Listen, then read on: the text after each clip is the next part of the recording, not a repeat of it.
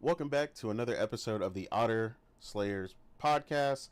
Uh, that is a reference for anyone who doesn't get that. We used to be called Slayers. Uh, but yeah, in this week's news, we've got Xbox fans lying as per usual. That's nothing new. As well as PlayStation Stars shutting down the program, and much, much more. So we're just going to go ahead and jump straight into it, get into our intros, and talk about the happenings in the gaming industry this week. Weeb, how are you, man? And what have you been playing?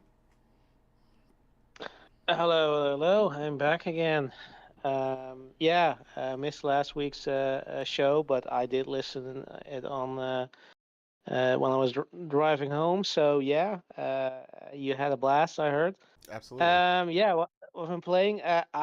Shamefully, I have to admit, I did pause Expedition for a bit because yeah, I had to play Doom: The Dark Ages.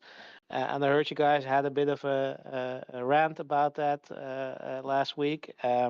I decide, well, let's play it and see what see if I can actually match the match those sentiments.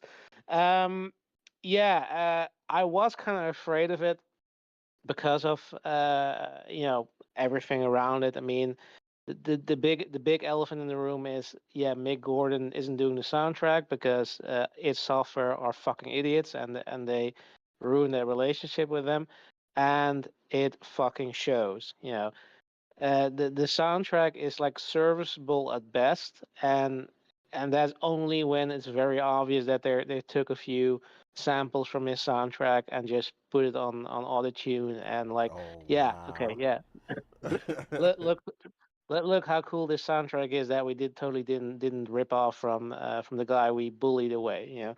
And yeah, it is. I mean, look, Doom exists for a long time, but when they brought it back in 2016, a large part of that revival was that amazing soundtrack of Mick Gordon, and it is as much part of the game as the gameplay itself. You could almost say it's like a playable music video, but the genius of Mick Gordon is that he was able to create a soundtrack uh, that feels like the gameplay was designed around it, but obviously the opposite was true. Um, and yeah, he's no longer doing a soundtrack, and it shows. And look, I appreciate the sentiment when they said like, "Oh yeah, we're not gonna, we don't want to repeat ourselves. We want to do something different." But the only thing that was at the back of my mind was like, it's not like you have a choice here because you fucked up that relationship. Like, if you're gonna do the exact same thing, people are gonna notice. Like, why does the soundtrack suck now, right? Yeah. Like, that's part of the experience. So they had to do all that smoke and mirrors thing. Like, yeah, okay, look, now you have a shield. Now you parry. Now you have a dragon. Now you can occasionally pilot a mech. uh, those are all distractions, and the setting, it's a prequel now. All distractions from the fact that, yeah, we fucked up and we got nothing, and we have to try to make something that's going to distract you from the fact that we will never be able to recapture that magic. And the inevitable future of Doom is, yeah, they're gonna have to reboot at some point because this is not maintainable. I mean, like, look, the game is fine as a game, is serviceable, but as a Doom game, as a part of the trilogy, it's severely lacking. Like, I Mm-hmm. compare it. I heard I'm paraphrasing here. It's not that I came up with it, but people compared Eternal as metal ballet, right? You had to you had this fantastic soundtrack, which basically even gave you sort of cues almost to how to play the game, and it was like you had to strategize, you had to dodge, you had to, like, when you got into like a bonus arena, there were like some of these were challenging to the point where you have to figure out, okay, like, okay, which direction I'm gonna go. Okay, I have to figure out. I have to go left here, pick up that that shield, kill that summoning enemy first, because otherwise I'm gonna be overrun by enemies. And even in Eternal, you had parry mechanics where you had like the thing is, like, this is sort of the funny thing with games. Like, I know a lot of people hated the Marauders in Eternal, but I love them because they completely fucked up your gameplay in the sense that you were used to shooting everything, and they block and parry everything. So you have to be patient for a change, and have to time it right. And once you got it, they were really manageable. But yeah, if you didn't have the patience for that, you obviously would get frustrated. But like, this game has, the biggest problem I have, aside from the lacking soundtrack, is that there is no challenge here. Like, I with Eternal, like, you die a lot, like, and you have to retry a lot, and have to, if you want to do everything, you have to figure out, okay, okay, this didn't go well. I have to find a different strategy. Here it's just like I mean, I I I don't think I really actually died. Like, I think, like there was one time where I had a game over screen where there was a timed sort of scripted event where I didn't quite capture the nuances of it before it was too late. But like, I got the second time. But other than that, like, it's really hard to die in this game because there are so many health pickups. Enemies drop a health left and right. Like, in Eternal, I have to choose. Like, I have to strategize. Like, okay, if I finish him with this weapon, I'm gonna get health upgrades or ammo. So yeah, and sometimes you have to be careful. Okay, I have to save this enemy for last, or midway, whatever, so that I can finish him off to get some extra health. And here it's just, it doesn't matter. It just, it's like, put your brain on zero, and just go with it. Like, it's I said it to you guys before in the chat. Like, this is for me the Final Fantasy 16 moment. Like, it's almost like they sort of streamline it to the point where it's just, there is nothing fun about it. Like, it's just like cater to the lowest common denominator. Like, dare I say, Xbox Fight, the game where anybody can finish this game, regardless of your skill level. Um, and yeah, it kind of sucks because, okay, what's the point of playing this game? Like, there are absolutely some fun stuff to it. Like, okay, yeah, you have a dragon, you have a mech, but they're just basically distractions to distract you from sort of the gameplay before you notice that it's really there's nothing nuanced to it. But Mm-hmm. yeah, I mean, the only thing sort of that or only thing there, what's, I guess, they at least, they're skilled enough to make sure the gameplay is smooth. At least I played on Xbox. I know the PlayStation version, the PC version has some problems, but it ran very smooth. You have you can feel not so much the weight behind the gunplay, but more so the character. Like they said, like, he's a tank, and yeah, you can feel that by when you jump off a cliff. You don't take any fall damage, but like, you can literally kill enemies just by the shock waves of you know dropping down. Uh, to the point, I do. I had one time where the game glitched out of me, where I fell down an elevator and I couldn't get back because the game has no fall damage, so you could not die by by falling down. So I kind of wished at that point they did, but I could reload. Wasn't an issue. But other than that, the game ran smoothly.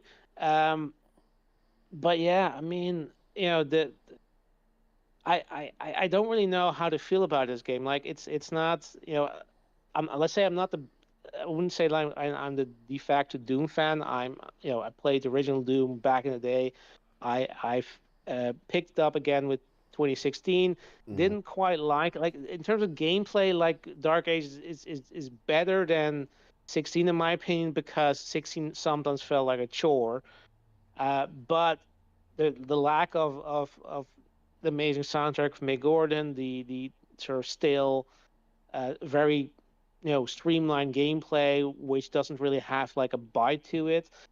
And even like they said, oh yeah, no, don't want to tell a story. Like, but yeah, I know, the new trilogy has like really weak storytelling, but that's kind of doesn't matter. It's a gameplay. But if your gameplay is lacking and you're trying to sort of compensate with that by adding a bit more story to it, like, or rather have cutscenes where people are talking, yeah, you know, yeah, like I always said, like if you're gonna tell a story, do it well. If you don't want to tell a story, don't try.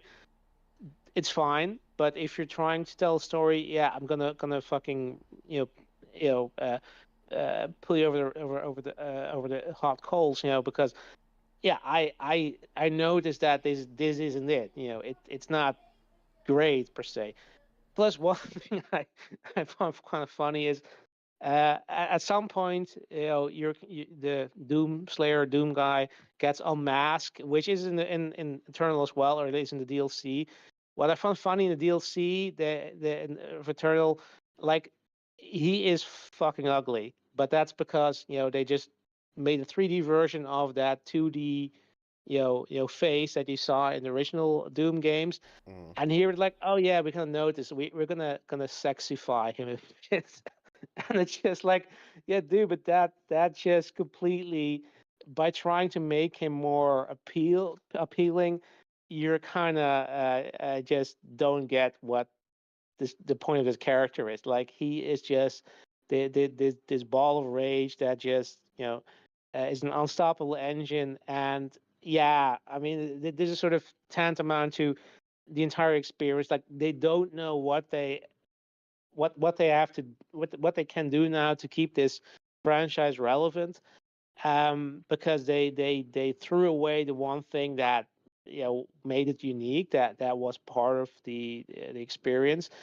And yeah, it shows. So look, nutshell, like it's fine if you want to have a brainless shooter experience. It I mean, in terms of, yeah, like I said, it's at least again with the Xbox version, is it's solid, it's polished, but it's not, there's nothing to it really. It's nothing special. Like it feels very generic. It feels very much like run of the mill.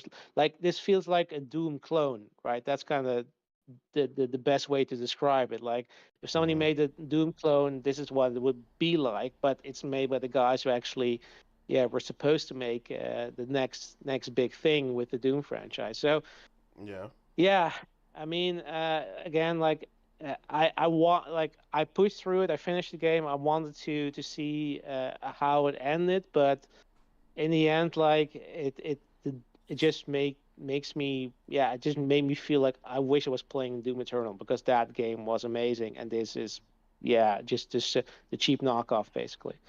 Um, so yeah, but I'm glad I can now pick up Expedition 33 again and play play a good game for a change. There you go. Yeah, yep, No, I've heard a lot of that same sentiment from a lot of people, and then at the same time, like I've seen quite a few people call the game a 10 out of 10. So that's they're where lying. I was kind of They're lost. Like I was like, wait a minute. What one person in particular, they are always 100% honest with me, and they said that they are just overly obsessed with Doom, like super Doom bias, and they were like, it was great, it was what they wanted to play, and I was like, all right, cool, I get that. The other person is just funny to me because I'm not really surprised that they gave it a 10 out of 10, mainly because uh, this person is more a simplistic like type person. So it's like as yeah. long as it's pretty and it's bang bang shoot, like they're giving it a 10 out of 10. Like Oh so, yeah, like yeah, I get that. Like sure, it's not a bad looking game, and there's a lot of shit going on the screen. So yeah, yeah, I get that. And like if you're a fan, sure, that's kind of the thing is if you're a fan, like, oh yeah, they brought back the original im design from the original Doom. Like, yeah, Mm-hmm. I get that. I get that you're like that you're like, oh yeah, everything. Like, I'm glad playing our Doom, and again, like, if it wasn't Doom, it's probably a very serviceable game. But Yeah. you're coming from absolute peak, and then you're getting this, you're getting this mediocre slop.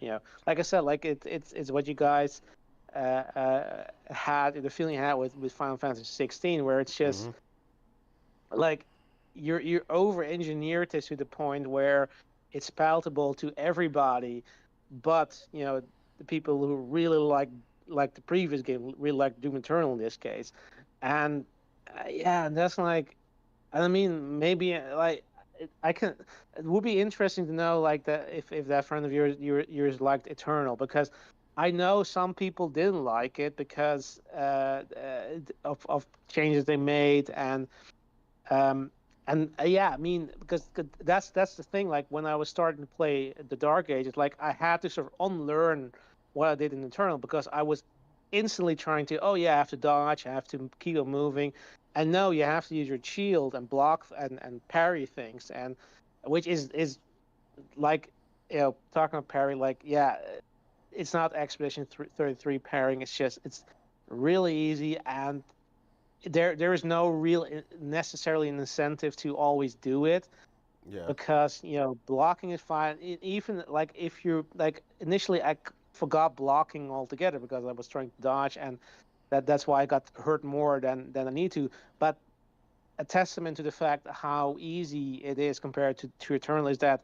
yeah, I didn't even die then. Like, I always was able to manage to push through and survive no matter how damaged I got, because they just made it too easy. And like I'm all for, I'm not a Souls gamer. I don't want the games necessarily to be too difficult, or that that you always have to play. I'm not Omar. I'm not trying to challenge myself every single time, but this game is like, yeah. And the thing is, like, if it was like, if anything like Eternal, like, okay, fine, I would have raised the difficulty. But even that, I couldn't be bothered to do that, because, like, yeah, I'm like, oh yeah, what doesn't matter. It's gonna be the same gameplay. Uh, just maybe you die a bit sooner. That's it. And And we I need still a mud house that there is no an actual basically, yeah. and that's like, yeah. So the only thing you're gonna say is gonna take longer for me to get through this game. Like, yeah, no, like it wasn't fun enough for me to elect the option. But yeah, I mean, again, I totally get if you do like it. Like, I'm not saying it's not a bad game by any definition, because it got decent score. But again, it's all relative compared to what came before.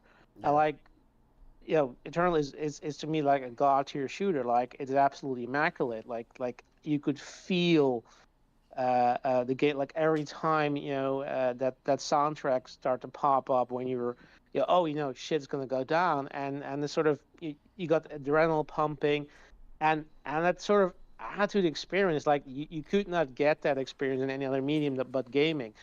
But with the Dark Ages, it's just, yeah, stock metal soundtrack playing.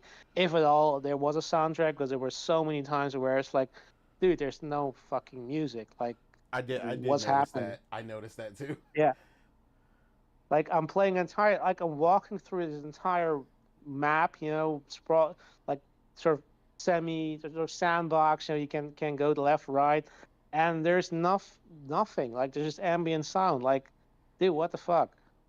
Yeah. No, yeah, I agree with a lot of those criticisms. I thought it was, that's why I thought it was kind of funny that even, you know what I'm saying, like I said, from some of the people I know that really dug it, like, why, like, a 10 out of 10? Like, I was like, I feel like there's definitely some things they could have taken off, like, whether you're a big fan or not, because, like, I always tell people, like, I'm obviously a big JRPG fan, but I can almost always find something to take a point off for. You know what I mean? Like it's very rare for the 10 out of 10, Yeah, and I kind sure, of felt like a lot of sure, people push that for this one. sure, and sure, and but I will also always say like a game can be a 10 even with having flaws because if the flaws don't detract from the experience, I feel like The Witcher 3 is a 10 out of 10 to me, but it doesn't matter that oh yeah you have a cumbersome inventory system or I mean the gameplay was fine by the way. I know a lot of people were always complaining about the combat, but I like the combat, but the thing is like yeah I mean a game can have bugs, game can have imperfections, and it obviously depends on what you personally value more or what sort of are your pet peeves, but like there is nothing to me to this game where I say oh it's all coming together like the sum is more than it's more than the sum of its parts, Yeah, um it's like the thing like with Eternal, like I can like there are absolutely things you could criticize, like it had much more sort of first person platforming elements, which is annoying in first person and should never be attempted in any other game ever again. But like when I think back to the game, I don't remember those annoyances. I remember the fantastic synergy between the gameplay and the soundtrack and everything in between. And here is like, yeah, the only thing I remember is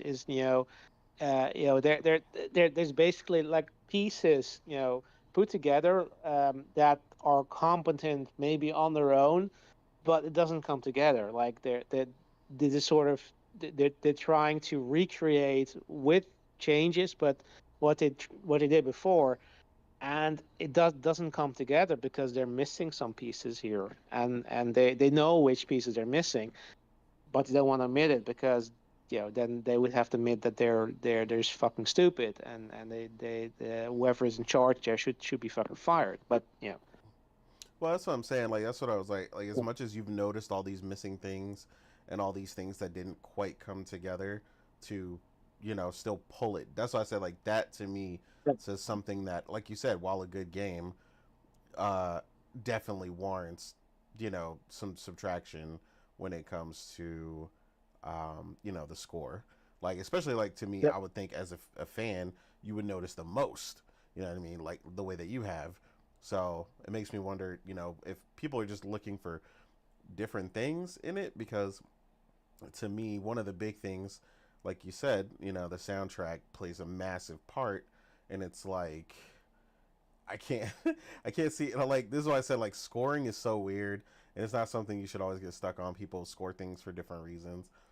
But to me like a 10 out of 10 is just really significant regardless of who you are, especially if you are, someone who games readily, right? Like and you yeah, have done so for like the past 30 years. Like to me a 10 out of 10 is just like some and top tier sacred shit. Like yeah, the, but the game's got that to do something special. yeah, but that's what you said. Like it's these games don't exist in a vacuum. Like if if Doom 2016 Doom Eternal never existed and they came Mhm. out with this game, it will be fine because of course it would be the first like it would be sort of back to basics, like trying to really get back to the feeling of the OG Doom, but bigger scope, bigger, more epic, and then nobody would have complained about the soundtrack. It's like oh yeah it's pretty decent, but now you got spoiled by this amazing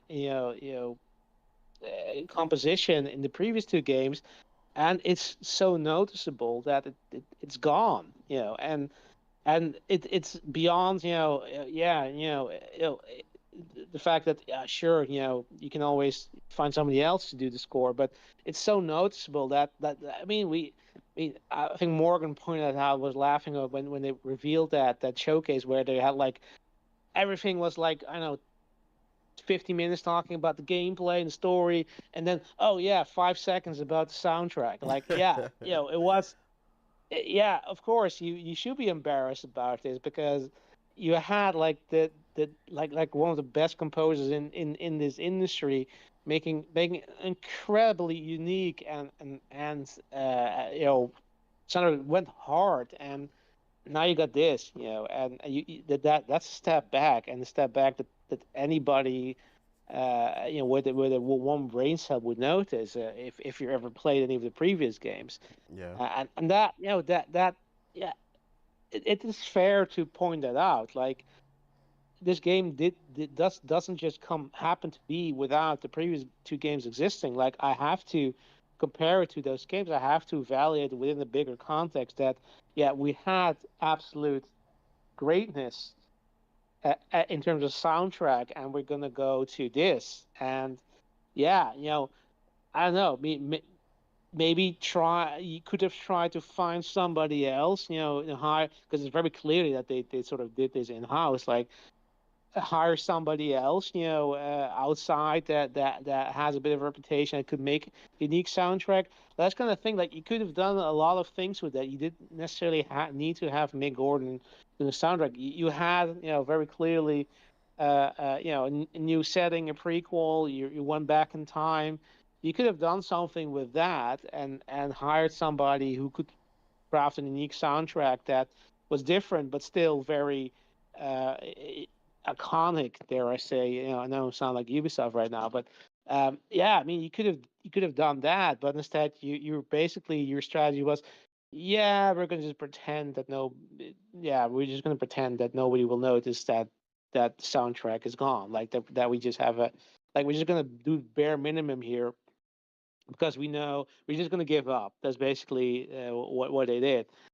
And yeah, I mean, I'm not gonna give you any points for that. In fact, I'm gonna track points for that because it it lessens the experience. Like you're, and that's what I said. Like, I think all of these changes they've made, and these extra gameplay elements, the drag and the mech, is basically there just to distract you from the fact. Like, yeah, we couldn't make the same game if we wanted to, because it would be a cheap knockoff of a previous, excellent game, because we can never recreate that, because we sabotaged that relationship. We made it impossible, and we're not going to attempt that, and we're just going to pretend that, oh yeah, we want to do something different. Yeah, don't listen to the soundtrack now.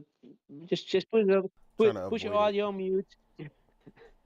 Let's do a podcast. That's kind of what they were going for. And yeah, um, yeah, I noticed things, and I just can't let that go. And yeah, so that's where we are. Yeah, and that's, I think it's very fair. Again, if you like it, fine. But if you're, if that's an issue for you, that's extremely legitimate, because it is an issue. It is, these games, like I said, don't exist in a vacuum. You are very fair to criticize a game for, yeah, not taking into by taking into account what came before, and you're not, uh, similar to story, or gameplay, whatever, anything uh, uh, that, if you're not doing things better, then, you're, or at least as good as the previous entry in that series.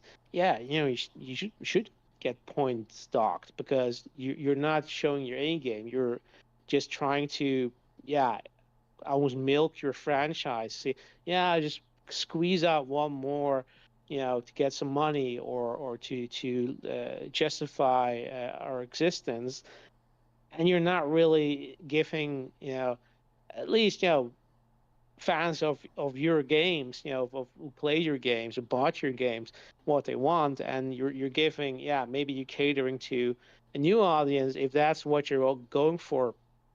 Okay, fine. But then I still reserve my right to pass judgment that, that, what you did here is absolutely not up to par. It's not what you could have done. And you should have realized that, the minute you burn that bridge with Mick Gordon, and said, okay, yeah, okay, we have a problem, we need to fix this, and not pretend that there is no problem, and just keep on going forward, and distracting people with all, oh, look at this, don't mind the man behind the curtain. Just look at this. That's kind of what they were doing here, and if you notice, you notice. Yeah. No, I get you. No, very astute and passionate review from Yeah. Weeb regarding Doom. So, no, I appreciate that because I definitely wanted some other takes from some of the quick things I've seen in the community and from different people, how they felt about it. And some people addressing the music, some people not, some people addressing other things about the gameplay. Um, I've seen people say say the game feels really like light, and then I've seen some people say they love the weight of the weapons, and I'm just like, I mean, personally, Oh, I don't get that, but don't get me started about the weapons. Like, I know I've rambled enough, but like initially said, oh, this game has the most weapons of any Doom game. mm-hmm, What they're not telling you is that basically every weapon has like a second version of the weapon that's almost exactly the same, but is like a heavier version versus a lighter version, which basically means you can forget about the first version, you can never use that again, and you're just going to use the second version all the time. yeah, That weapon they showed in the trail, like the one with the skull that you can that grinds the skull and they shoot. It's like you have two versions of the weapon, and the first version sucks because it like does zero damage, and that you immediately drop that for the second version once you get that. Like they don't tell you that. Like it yeah, basically you just have the same amount of weapons that you had maybe even less because most of these are just duplicates of other weapons. Yeah, you can switch between them, use the same ammo, but it's even like I do second. I saw somebody say that like with the shotgun, that like normally the super shotgun, the second one you get in this game is like the best weapon, and here it's like yeah, you should stick with the first shotgun. It's way better than in the end than when you fully upgrade than the super shotgun. Like it's just everything about this game, it feels a bit not quite there. Like it's sort of half-assing on all fronts basically. yeah. No, I get you. Um, yeah, for me, just the little bit that I played, uh, I don't know, the weapons felt, I didn't feel like they felt like they had a lot of weight. At least to be like I said, I only played like an hour and a half. Um, but like when stuff feels like really punchy and like really like I don't know, you feel like things have weight to them. I didn't really get that because like, but I think it's just because the game itself, moves so fast the way that Doom is. Like he just feels, I don't know, he feels super light. So I never really felt Yeah, but like yeah, it but felt heavy. that's you do hit the nail on the head. It's definitely it feels very superficial. Like even like the finishers in this game, like you have to sort of try to actually do proper finisher because if you just press the button to do a finisher, you just like knock it with your gun or something. Like usually you have to like jump and then sort of hit him from above to actually do proper finisher. Like everything about this feels like okay, almost casual, sort of like okay, just mosey along, just fly through the game. Don't really pay attention to anything, you know. Mm-hmm. Yeah, and that sort of adds to the experience. Like I totally get that the feeling that weapons feel don't have a lot of weight behind them because you're just. But it's mostly because the way enemies react to them. They're not really you don't have that visceral effect as much as you had with the previous games where like you had these amazing finishers that play every time you finish your enemy, and here it's just yeah, sort of like an option basically. And there's not yeah, there's a reward in the sense that you get more health or something if you do a finisher, but like you don't even need to like it's so easy to get resources in this game and not die compared to the Mm-hmm. previous game where you have to be very tactical. And yeah, yeah, it's just like this is sort of if you strip away a lot of all the parts that made the game great, and try to streamline just again like Final Fantasy 16. like you end up with sort of a hollow shell of what it used to be, and you can dress it up as nicely as you want. You can put as much money in it as you want. You can say, "Oh, I have a fantastic story, voice actors." I mean, there were actually some pretty like I looked at a video of who was actually in there. There were some pretty well known names, pretty well known actors who were doing these voices, but there was such a waste because there were in there for like 5 lines of dialogue or something. Like it's so yeah, it's so blighty, really, so I superficial. I want to ask something, and this is just from my observation from what's happening. Do you think Microsoft might have had something to do with it? Mostly because trying to be,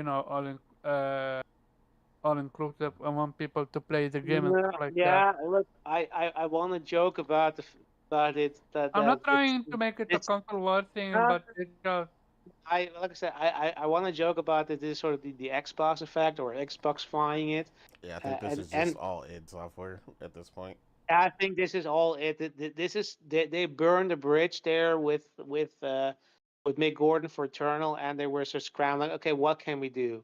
And they're just like, okay, yeah, just change as many things as we can without changing the core aesthetics and keeping it within the same universe and the people still know, oh yeah, this is Doom, but then changing so many things to the point where let's hope they don't notice that that, but this is that's gonna so stop. Yeah.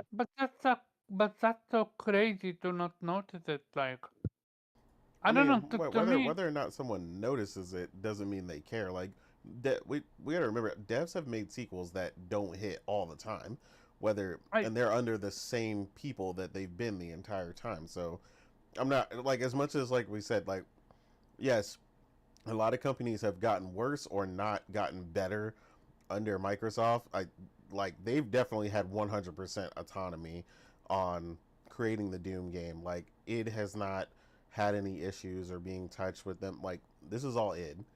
Like and that's just the choices Yep. they made.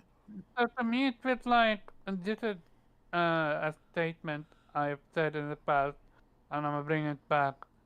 Gaming going mainstream is one of the worst things to ever happen to gaming. That's a loaded statement. Like that doesn't mean anything. No, what I mean by that is developers and publishers also are not focusing on the casuals and this way fucking over the actual what you call it fan base. Like I mean, they did it I with don't disagree that that's not happening with some franchises. I just think that that's has nothing to do with Doom. Like this is just the choices they made for this specific game, and it doesn't have to do with any wider industry issue. I agree with you that Final Fantasy and some other stuff are definitely trying this whole mass appeal approach, but nothing Doom did makes it appeal to anyone more. Like the game hasn't even from broken any sales things. Like, well from the sound it's yeah, I get you on that end. The same way they did with but Final I'm Fantasy, asking you but what are you saying is more casual about it? I mean he literally said it's easy as fuck. The thing is, Omar, I don't think it's part of sort of the wider narrative, but I think it's part of they realized they fucked up. They were trying to find ways to mitigate that fuck up by like I said, changing things. And part of that is okay.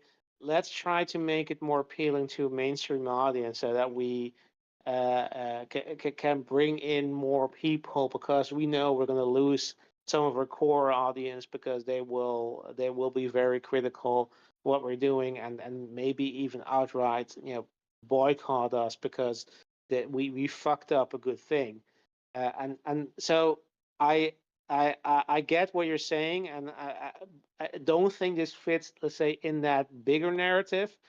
Uh, it just they reach sort of the same or part of that conclusion by damage controlling, basically, by trying to okay, we created a mess. We're trying to find a way out of this by we still want to release a game, and we're doing anything we can to ensure it get hits enough of an audience that we sort of warrant the continuation of our franchise or studio, whatever. It, Because in the it, end, Microsoft is still a business, and they're still gonna, even if they give them creative freedom, even if the sales don't matter, they're gonna close the studio if nobody's fucking talking about it or playing it or whatever. it's crazy that they chose that direction instead choosing the direction the Borderlands did, well Gearbox did, with go back to the root. Yes, they fucked up with 3 and Tintina, but they went back to the root with 4. And instead of doing that with Doom, they went the other way around, which is like I understand they fucked up with the music. I absolutely understand. But why fuck up everything else? Why not double down on what made Doom amazing and hope that Well, your fan base would forgive you? Omar, don't speak too soon. You still have to find out if Borderlands doesn't screw the pooch. I Yeah, get you, I but was from the like, we look of talking about that too soon. Like, we need to wait for that. Mm-hmm. okay, I Omar get you. does that every time. Wants to talk about a game before it comes out. Hey, you telling me that I didn't Borderlands say 4 it doesn't look great, and they did what they were supposed to, but we're not there yet. So Okay, I I don't get have that you. conversation until it comes out. Okay, I get you. Yeah, no, but to me, like it feels like they had a better option instead doing what they did. I mean, you Yeah. say that, but I've also said, like, as much as I understand where Weep's coming from, I've also seen a lot of people go literally crazy over this game, and like Yeah, I've seen it. Yeah, buy yeah. it twice and beat it twice on 2 different Okay, that platforms. one I haven't seen, but I did see people raving about it. It feels like this game you either love it or hate it. Kind of like how when review come for a game and the review is literally in the middle. People love it, people hate it. Hey, Yeah, I mean, I ain't got no dog in that fight. I really, like I told me y'all, neither. Doom puts me to sleep faster than a Lifetime movie, so I really don't give a shit. Uh, Hey. Nah, when they introduced the shields, Us, that was in for me. Like I'm us, all us. about that. Yeah, you're gonna be disappointed, but I mean, I like I said, 2016, I get you. Dark Age, I get you. Eternal was fucking amazing. Like I'm not hearing any of this that you fell asleep with Eternal, because Eternal is fucking immaculate. I've oh no, actually heard I that believe for you. some people, It's just Eternal not is for not me. that great. Some people didn't like Yeah, the, we know the you're not plat- perfect, Tony. some people didn't like the platforming, didn't like what you call it, what Yeah, they brought to the table. but that's what I said. Like this Yeah, is I heard you. very, Yeah, I heard you. So yeah. at some point, every game is gonna have its own controversy, and people gonna either love it or hate it. I That's mean, basically what. at this That, point, I'm more yeah. interested in id Software doing something else. Like, I feel like I've had Did enough they, Doom. oh, Like, yeah, I hope Yeah, they. let's move on. do I'm they ready for have a new something? Oh IP. yeah, they have Hexen, right? Or no, this wasn't the software. I don't know. I mean, I don't know, but hopefully they do something else because I'm just like 3. I feel like the reboot and the 3 games is the trilogy is usually the end of it. I feel like it's Yeah, definitely yeah, time for yeah. them to do something brand new. So Oh, hopefully they can pull it off. they're That probably gonna it release a DLC. it Oh well, genuinely yeah. like I know you said no, but it genuinely feels like the Microsoft MO, dumbing down games to attract new audience. Yeah, but But I know with this one it's you not. don't play the game, so you can't speak from it personally. Yeah, no, That's I'm what I'm gonna saying. play. I played Hellblade 2. I played Hellblade 1. I know the difference between the two. I We're not played. talking about Hellblade. Yeah, no, I'm talking about games that they Again, that dumbed was down. their Really? For creative choice. Like Yeah, no, I again, got you. like I look, got you. I got I you. am that man when it comes to blaming Microsoft for their bullshit. But I'm not going to take that away from these I teams making their decisions on I they get you. damn I get you. I own. understand That it. is It's just Ninja how it's Theory's played. ass on the line, and that is Ninja Theory's fault, I sir. mean, I mean, the only thing you can blame Microsoft in that regard is for their lack of actually doing anything or Exactly. Yeah, there you oversight. go. Yeah, yeah. Like y'all let this happen. I mean, Exactly. it's part of by them if you do, them if you don't. If they take No, control, well, no, people no, are no, gonna no, say no, no, no, no, no, no, you're no. too controlling. The problem with Microsoft is that they have no clue what they're doing, so they're Yeah, choosing a hands-off approach because it's not they're advertising it. Oh yeah, come join us, let us buy you because we let you do what you want.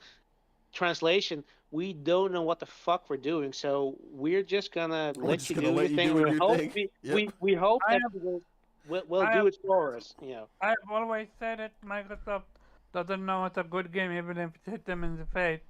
I have Oh, always absolutely. said it. They don't. That has been proven. That's a matter of fact. That you can take that to the bank. That's why there's no question about it. Microsoft doesn't know that.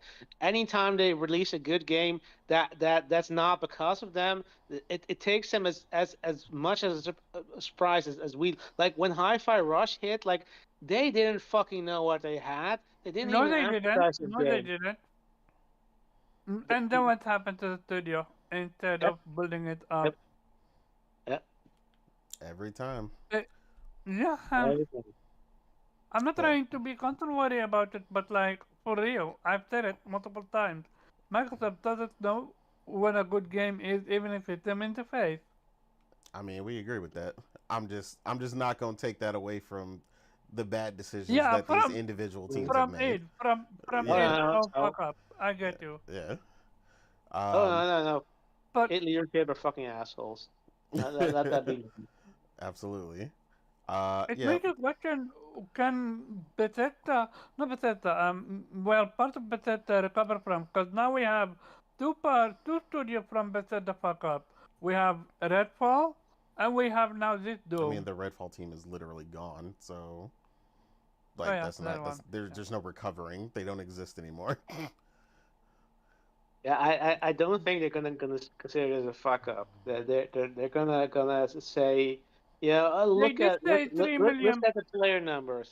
Yeah, They They'll they said they three always don't million they don't players, care. but they said players. They didn't say sales. yeah, So yeah. they always do yeah, but they always do that, so it doesn't matter. And the thing is like they're compared like if this was Sony, who said, "Oh yeah, it has an 80, but the previous game got a 90," but said, "Oh, this is bad. Like, yeah, we probably should put this franchise to rest." Mark said, "Oh, 80, that's like above our average. Like we usually get 60 games, so that's fine. Keep on going. They're gonna keep on going until those games hit the 60s, and then they're like, oh yeah, maybe we should do something." Yeah. What's up, This hero? is why I wanted you last week to be here. I knew you were gonna be legendary. All right. Oh yeah, yeah. Uh, But yeah, let's finish up the intros so we can yeah, fuck, we're get to still with it. the. Was Yeah, this an intro? uh, I forgot. I know you did, sir. Nah, I'm fucking with you. Nah, Yeah, I wanted this, but yeah. yeah. You wanted this for a franchise that you don't give a fuck about, but yes, No, no, so basic. Yeah, sir, okay, I get sir, you. hush, No, hush, fair, fair. Let's move on. hush, Morgan. Too much doom. How are you, ma'am? And what have you been playing? If you're still awake. Yeah, I am. I've been listening intently. Um, because I'm not. I don't play Doom either, so I just kind of No, listening to. Weeb is fine, but Omar will keep going. I have to stop. Oh Omar yeah. is who I have Oh to yeah. stop. I love it. But yeah, I've been waiting to hear Weeb's opinion on this Doom. He's been very vocal about it, and Oh, absolutely. especially when it comes to the music and everything too. So yeah, I was definitely interested in hearing what he had to say. But as far as me, I did finish and plat the precinct. Uh, Congrats. that Congratulations. thank you, thank you. That was good. I enjoyed that, and I think this game is geared more towards people who like um simulators, right? So if you're like a big simulator fan, like you like to play like, there's so many different simulators, right? There's like farming simulator, there's another actual police simulator, there's power washing simulator. Like people who like to play the simulator type games, this I think this will be something a game that they gravitate more towards. Uh and I said in my tweet that the story for this game is like it's like really basic, really predictable, really like 80s cop story. Like, you'll know the ending, before you get to it essentially. But, it served the purpose that it was supposed to serve. And um what I really enjoyed about it was the gameplay aspect of the game. Um, the whole arresting and writing tickets and searching perps and, chasing them down in my cop car and stuff like that and pulling them over. That's the kind of thing I liked. And of course, it's repetitive because that's what you're doing the entire game. But, I don't mind repetitive gameplay as long as, the gameplay loop is fun. And I did consider the gameplay loop fun for this game. So, I ultimately ended up giving it a 7 out of 10. I thought it Nice. was good. Um, so yeah, I enjoyed my time with it. The plot for it isn't difficult. Like the only difficult part is, if you want to call it difficult, is like, for the one of the trophies you have to get first place in all of the street races. And it's like the races themselves aren't like, crazy difficult. It's just the control mechanics for the cars Hmm. are kind of like wonky. Like the cars are really like heavy. So It's it hard to really feels steer like them. old school GTA. Yeah, old school, because it's got the 80s bigger, heavier cars, right? So like the Yeah. turning and everything like that, you could feel it, it's just heavier and it's hard to control the cars. They kind of spin out, very easily.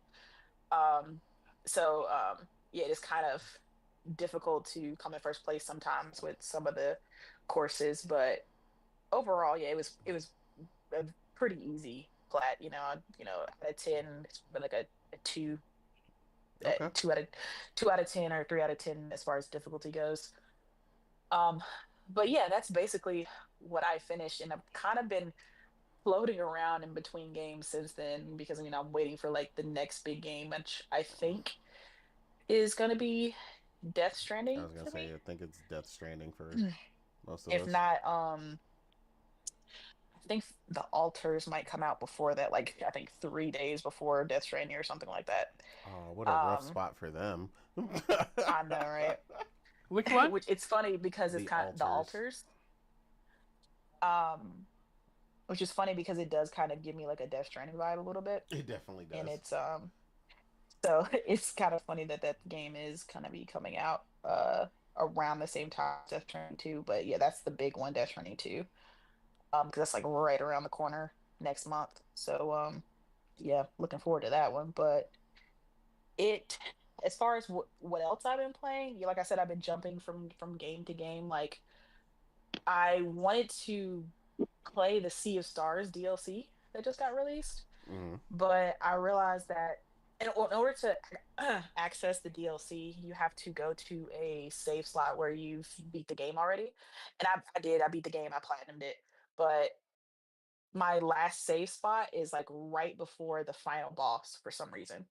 Oh God, I no. don't think it. I don't think it saved again after I beat it or something. So I realized I was like, wait, where's my save file? Because I got like two or three save files, but one of them's like a new game plus save file, and that doesn't count. Another one is like earlier in the game, and then the one that my latest one is like I said, right before the final boss. And I'm like, I don't remember the move sets. I don't remember how to play. Like, Yeah. and I'm not gonna jump in back right with the final boss, Yeah. So I was just like, it was irritating. I was like, oh my God, seriously? Like, okay, so either I have to just buckle up and, fight the final boss again, or play something else. So I just decided to play something. I just was not in the mood to try to figure out how to beat the final boss in the game. So that was a little frustrating because I really wanted to play the DLC because I really love Sea of Stars. But again, it's been like 2 years since I played the game, so I don't remember. I don't remember the gameplay mechanics.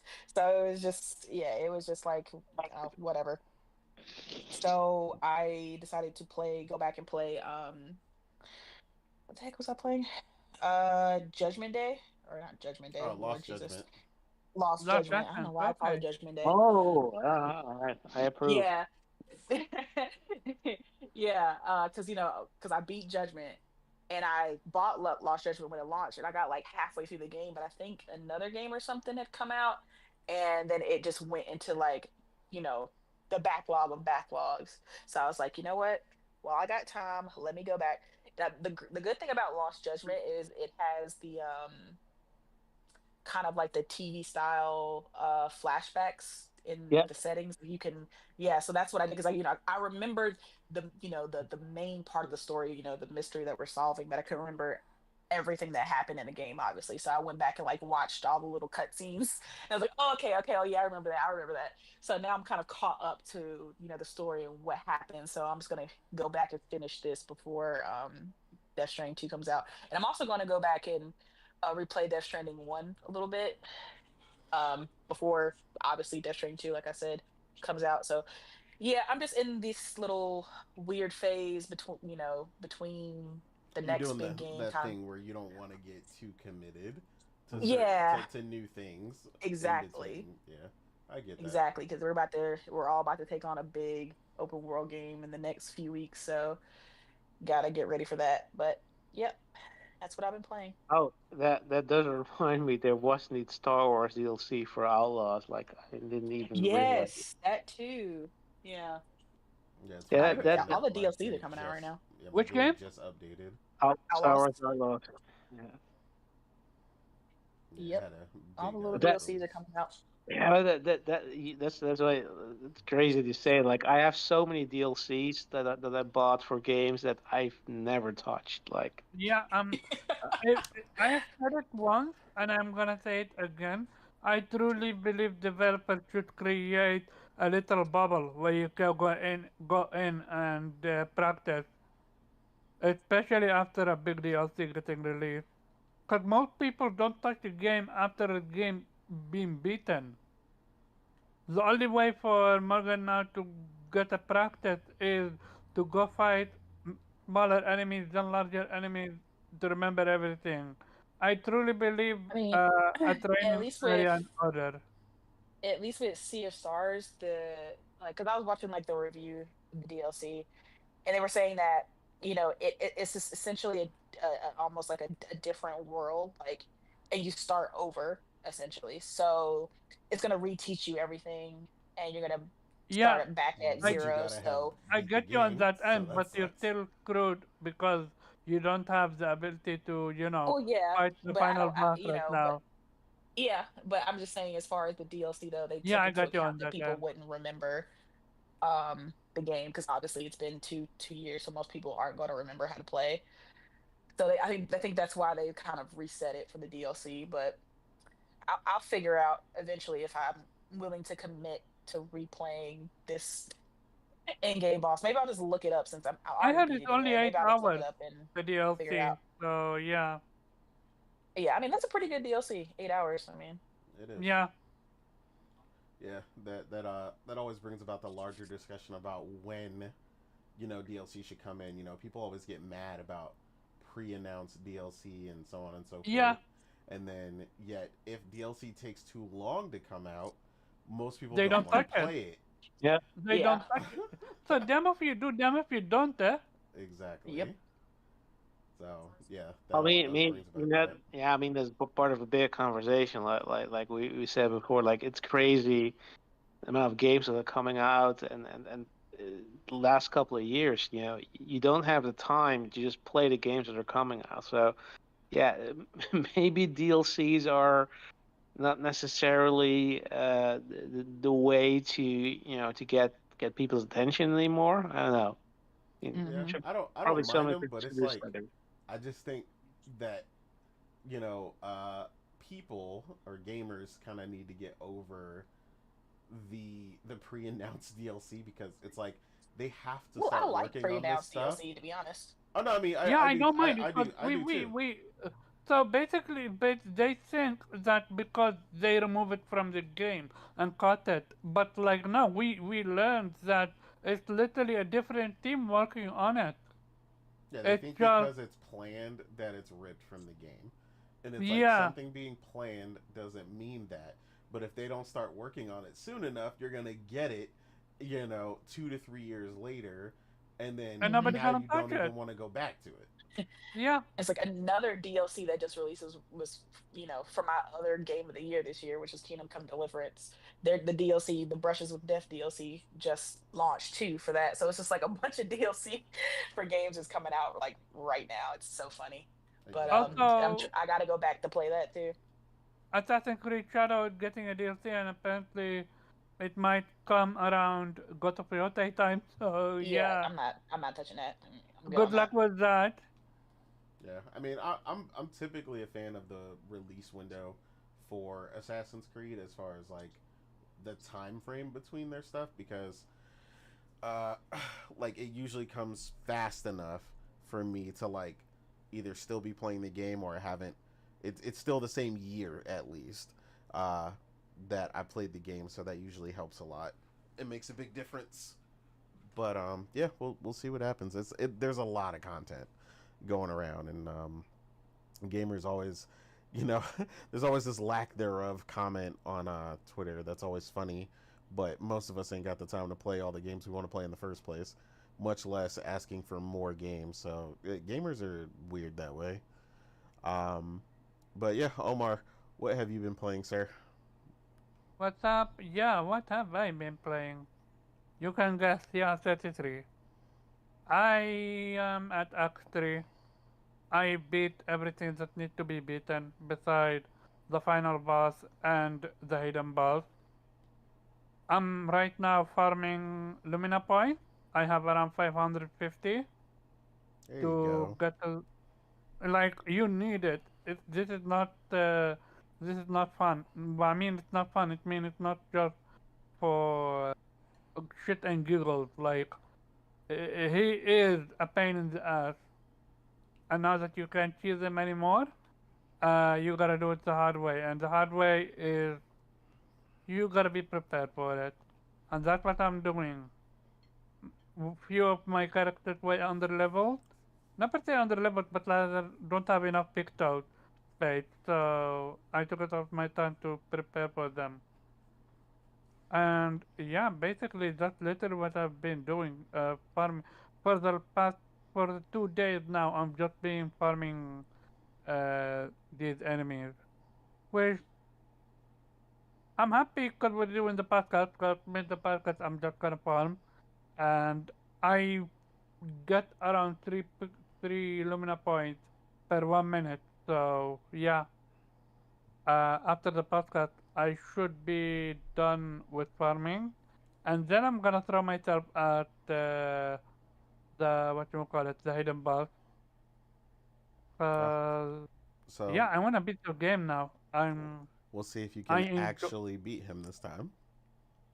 I so I I already did this first stage thinking I done. My issue is he's literally anti my build. Like I didn't expect that, and my build was so good. It carried me through literally 80% of the game. Oh well, welcome to After the that, rest of the game.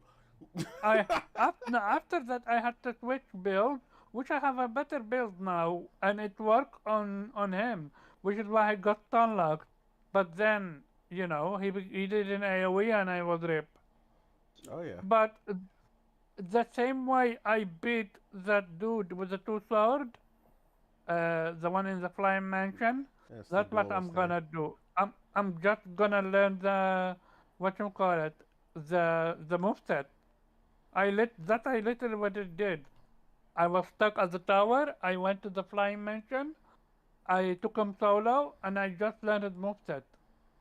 After being convinced I can parry him, I went to the tower and cleaned it in one go.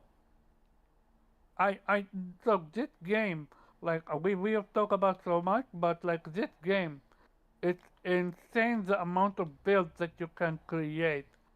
It just Morgan said it once. I truly wish there was a way to save your current build, and not need to because what you end up happening, especially when you have over 300 Lumina points, you gotta remove everything and start over to create a different build, which is for a game like this.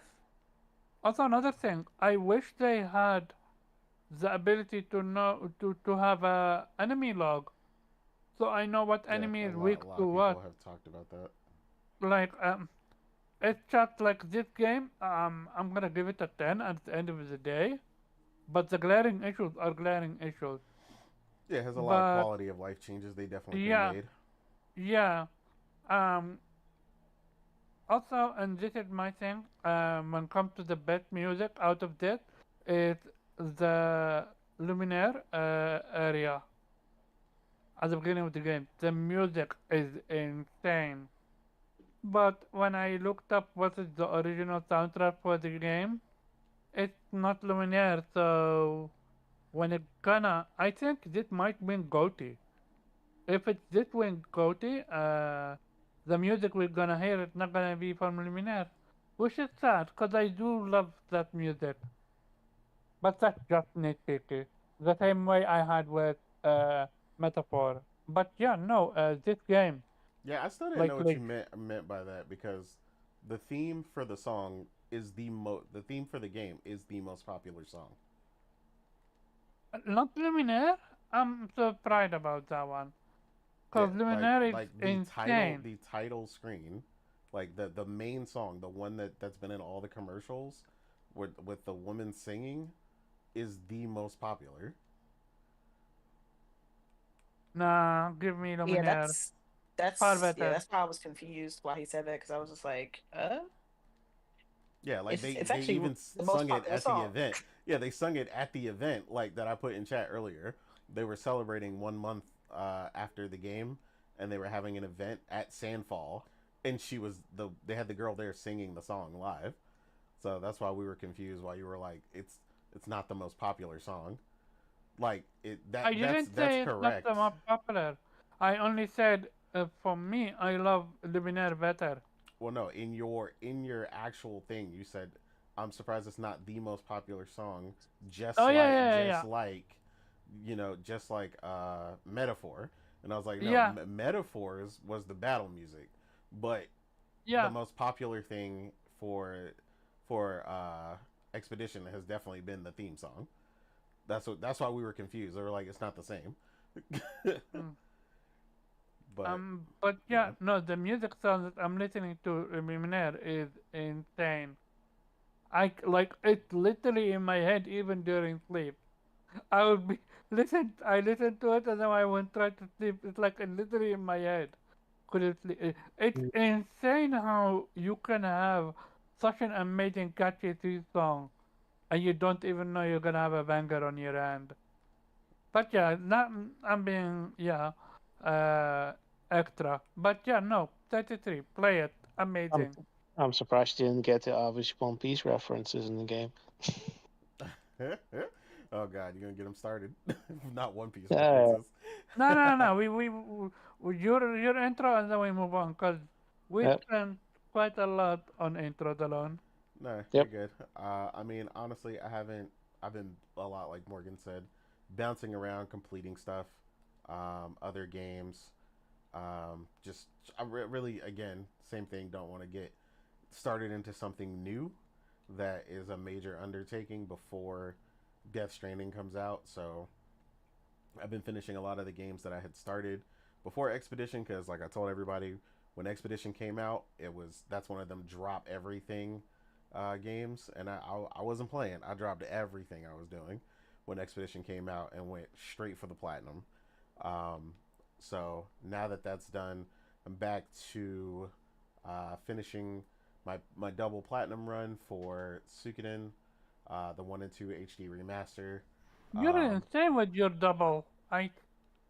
Yo, you're insane. no, I mean I'm it's my second favorite game of all time. I mean, if I'm I going to do a feel double you, but platinum, like like PS4 and PS5, yeah, I mean I got both of them, so why not? this dude. When you play them one day, maybe you'll understand, sir. No, I played Suikoden 1. I got where I got, and I got other game came out, so I had to exactly. drop it. But I get you. But yeah, just playing that. I'm also finishing up Lunar. the Lunar Remaster Collection. I ended up picking that up. It's been pretty fun so far. I don't think it's gonna be like my top favorites of all time, like it is for a lot of people. Mm. I know a lot of people just adore that series a lot, like the Mana series and stuff like that. So it's not better than Suikoden? No, yeah, but it is a good JRPG, and I'm enjoying myself, so I'm not mad at it.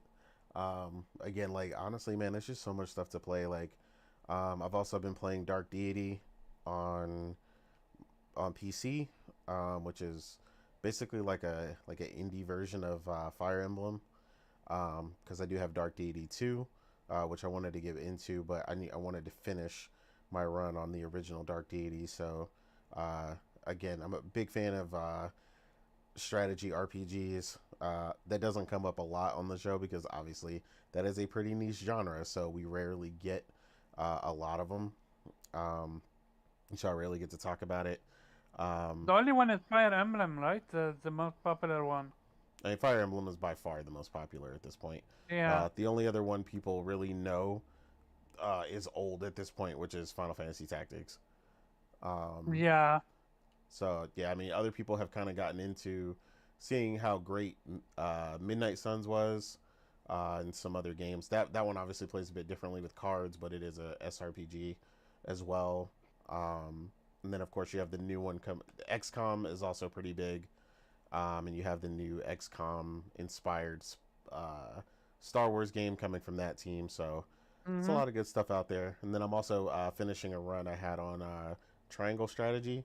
I own it on both uh, Nintendo Switch and PC, so I'm finishing up a run on PC right now of that game, another SRPG. But yeah, like I have no shortage of games to play. So it's been incredible getting back to a lot of these really great games, finishing a lot of things, and it's just honestly it's just a ton to play. While I'm also trying to read. In the meantime, a book that I was really into, the fourth book came out, so I'm reading that as well. So it's a lot going on. Um, Reading or audiobook? no, the audiobook is not out yet, so I don't have a choice. Oh, okay. I listened to the audiobook for the other three, but the audiobook takes too long to come out. Like I'll listen to it when it comes out most likely, but I want to know what happens in the book like today. So I just started reading it. I mean, it was only like $5 on Amazon. Okay. So I would ask you what the genre is after the show then. yep. But yeah, jumping into the first topic here, um, we I'll switch it around for something that we were going to talk about, mainly just because we were talking about some of the stuff with Xbox and their current strategy. A big thing that kind of came up on Twitter, people going back and forth. Uh, the obviously Warhammer remaster for the first game came out for Warhammer 40K, and they announced that they're at least at the moment skipping PlayStation 5. You had a lot of people commenting on it. A lot of people just kind of like honestly, people were just kind of laughing or confused about it more than anything. I've seen a lot of Xbox fans claiming people were mad or PlayStation fans were mad, but honestly, I haven't seen a single person mad about this. More so, just confused that they would forego what is 9 times out of 10 the most profitable platform, bar none. I mean, those are facts. I mean, you can feel how you want to feel about it, but the facts are we know what console sells the most. Like, basically 99.9% of the time at this point, when it comes to, especially when it comes to third party stuff. So it was kind of interesting to see that they skipped that. We don't really know why. People joking about, money hatting and all kinds of other weird stuff, which most likely isn't even really the case.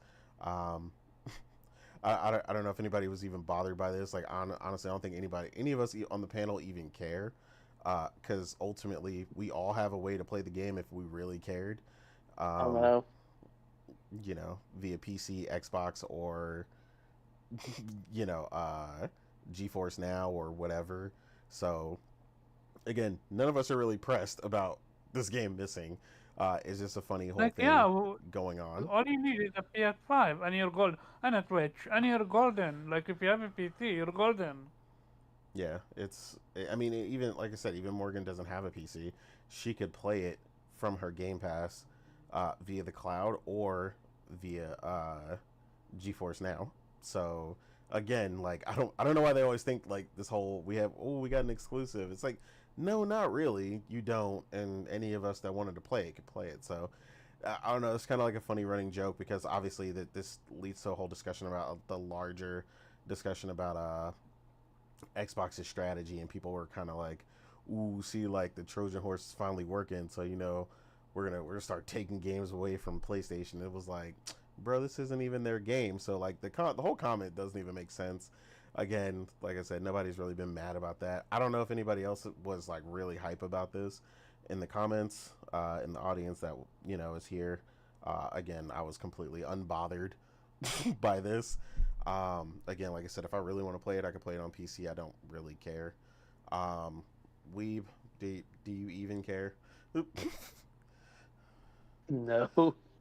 Yeah, Like exactly. I wasn't even impressed but by their greatest game of all time. So yeah, you know, I don't care. Like, uh, well, let's call money a having, because I think the only consideration here is why wouldn't you release on the most popular platform, because you're not expecting it to sell that well, probably. So Yeah, you're saying, yeah, if Microsoft wants to pay us to keep it exclusive for a while, you know, why not? Yeah, I think that's the only consideration they made. yeah. No, I'm the same way. Like, this whole thing has been pretty funny. Um, Morgan, I don't. Again, I don't really think you care. Were you so bothered by this, which apparently all PlayStation But fans are? apparently, She is so bad that you couldn't even sleep. Leave her alone. Exactly, exactly. Yeah, I didn't even care enough to play the new Space Marine, so I don't really know why I would give a shit about this remaster. Um, yeah, no. The only reason I really knew about it is because I saw people online talking about it, like just other Xbox dudes, funny Trying enough, to make it a bigger deal than you it know. is. Yeah, the team, the green team that doesn't care about exclusives, right? That try to convince people that exclusives are anti-consumer and they are what's wrong with the industry, are all of a sudden very happy when they have a seemingly exclusive game. It's funny how that works. Right. they got it. They got a semi-exclusive, and they are raining through the streets, throwing a parade, and it's a third-party remaster. It's just like, all right, but it's like when you get little scraps, you got to take what you can get. And you got to be happy with what you get. And this is honestly, I'm kind of glad this happened because this just kind of opens people's eyes to what I mean. Most of us already knew, which is that the strategy that Xbox is taking, regardless of what a lot of Xbox fans try to tell you, they do not like it. They try to tell you Project Latitude is great and it works great for Xbox and they're making so much money and they don't care that Xbox's games are on PlayStation because hey, now the IP can get some more players and the game can get more potential sales and hey, PlayStation's funded my Game Pass, so it's all good. Listen, this one measly little exclusive made them so happy. Like it just made their day. And I'm just like, you know what? If Xbox actually paid for this exclusive, good for them. Okay. Because they're trying to use it as an example. Some of them are trying to use it as an example. Say, see, this is why exclusives are bad. Don't you guys care? Like, aren't you hurt by this? And I'm just like, no. No. Xbox actually did their job as being a platform holder and use the game to incentivize people to buy a platform. Good for them. They're finally doing their job. So I'm like, if this was a actual uh you know exclusive that Microsoft paid for, then I am good job. I will give you a standing ovation. Good job, Xbox. You're doing your job. I'm not bothered by this whatsoever. Nah. Congratulations. You got yourself a platform The exclusive. irony, they care more about time exclusivity deals than their own games losing exclusivities.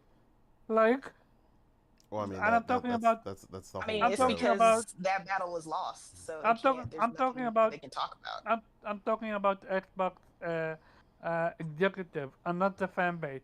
The fan base are hurt are hurt, but the executive cares more about these deals than their own exclusive being exclusive. That's the funny part. That's why I have more of a feeling that it's most likely exclusive due to backwards compatibility issues because this is a PS3 game. So I think maybe it has something to do with that, and Yeah, that's why it's War exclusive. Wanna brought that up in chat, and I was like, that actually makes the most sense. But of course, I don't expect anyone on Twitter to bring about Yeah. a thought process that makes sense. Hmm. But the funny part is they don't before today they never heard about this game. Most of them. Not only that, even after today, they're not gonna touch that game. They're just using it for cloud. This is the entertainment part about Counter War. They don't game. They just wanna use it for cloud. Yeah, I mean, a lot of these people definitely don't.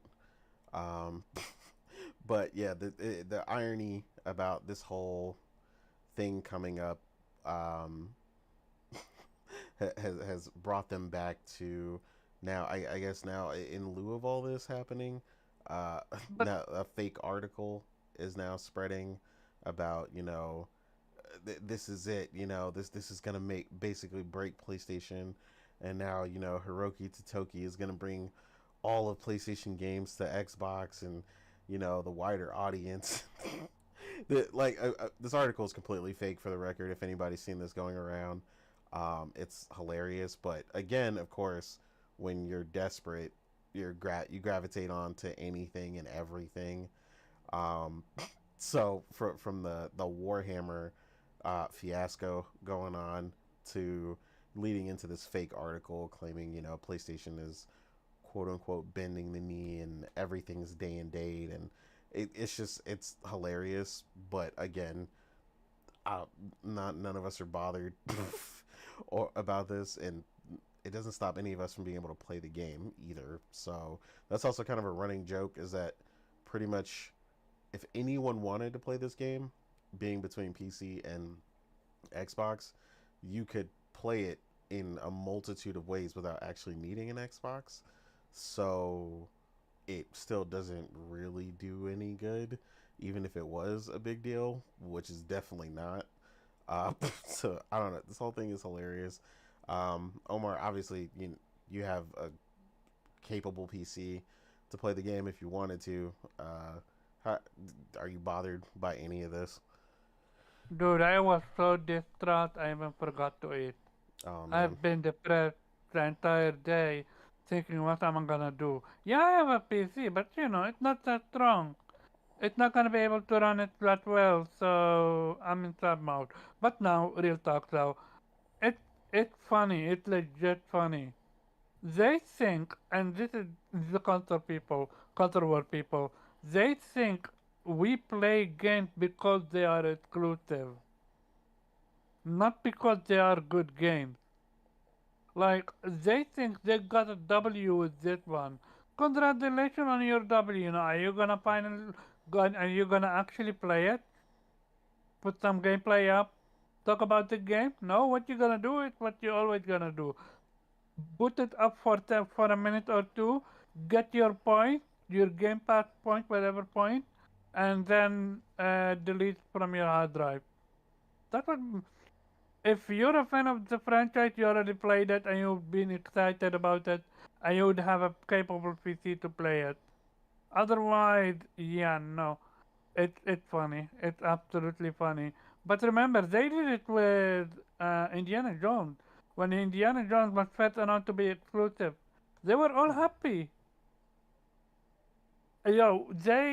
They hate this exclusivity deal. They hate that they lost exclusive, but they can't do anything about it. All they can do is show brand loyalty, and that's how they do it. And then they create these uh, web these fake quotes from Hiroki about PlayStation doing the same as Xbox, because they don't want to be the only one left alone. They don't feel, they don't want to feel like they're the only loser in this whole scenario, and it's laughable. Instead of actually standing up, I know they can do what they can do is speak with their wallet, but instead they hide behind. They are literally hiding behind Game Pass and are okay with everything that Game Pass got them into. And like, yeah, Game Pass have some its moments. Like they got 33, which I know most people didn't touch. They're gonna get um, what metaphor, which I know people are not gonna touch. Yeah, Um, that'll be useless get for them. you're like, this is Yakuza and Persona all over again. We know people don't play them games like that. Too much reading, remember? But yeah, no, it's entertainment at its best. Hey, congratulations, Xbox fans! You got yourself a timed exclusive at worst, exclusive at best. Now play it. Yeah, Show us you essentially. play it. And don't just boot it for 10 minutes and call it a day. And a matter of fact, play 33. It's free. Your favorite word, right? It's Also free. play Metaphor. It's also gonna be free. Right. Congratulations. Not gonna lie, I am surprised with Sega with this one, Metaphor. I'm Yeah, I curious mean, I what think it they did it sales. too soon, but I mean, Sega has shown I'm they don't really, despite them celebrating Atlas, they don't really have any faith in long term sales. So I'm curious what the sales for Metaphor are. Is it they're unhappy with the sales, and which is why they're gonna put it in Game Pass. yeah, we'll have to But see I if didn't Sega comments. expect But it that soon. Not gonna lie. yeah, me neither. But we'll see. Either they'll comment or we'll see it in their fiscal reports when they report the sales splits. So we'll see what We happens. are gonna also see if they're gonna play it or not. But we know the Yeah, I already actual. know the Cause answer to that. So yeah, if you wanna play it, you would play it long time ago when it e- first came out. exactly. Um, so yeah, in other news, jumping to another topic real quick that Warwana asked about. Um, I don't think any of us actually played this game, but I can't remember, with the exception of Kay. But obviously she's not here. Um, Buka? No, that's a different one. no. Warwana was asking about if we were gonna have the topic pertaining to the conversation that's been happening around Liza P and its difficulty, getting a difficulty setting. Oh, Um, Light of P. Yeah, I thought about that. I can comment about. I have not played the game, but I can comment about this whole situation. I, I don't. I'm not fan of it. Mostly the only reason I'm not fan of it is because I do think Tolkien should stay Tolkien and should not cater to the wider audience. Like, call me elitist, call me whatever you want to call me. I am all about quality of life improvement, and I've spoken extensively about that Elitist. in Tolkien. But putting us easy mode, I disagree with that move. okay. Morgan, how do you feel about a difficulty being added in the deals along with the DLC for Liza P? Again, I know like me, you didn't really. I mean, I played it for like 2 seconds, um, but I guess the overall conversation about this. How do you feel? Um, honestly, when it comes to games like that, the Souls kind of genre, um, I'm always a proponent of like just leave it how it is. Like the difficulty is part of the gameplay mechanics, and you know, I've played a couple of Souls games, tried, just didn't like them. They definitely kicked my ass, but I was never, on the bandwagon of, well, they should just make it easier so I can play it. Like, no, It's not what it's designed for. That's not the purpose that the game is trying to convey. Um, I don't know the reasonings behind why they did the difficulty. I don't did they say why? Did they say they're doing it to reach a larger audience, or I mean, they didn't really say it's like, just part of the DLC for whatever reason, and they're just gonna add yeah. it.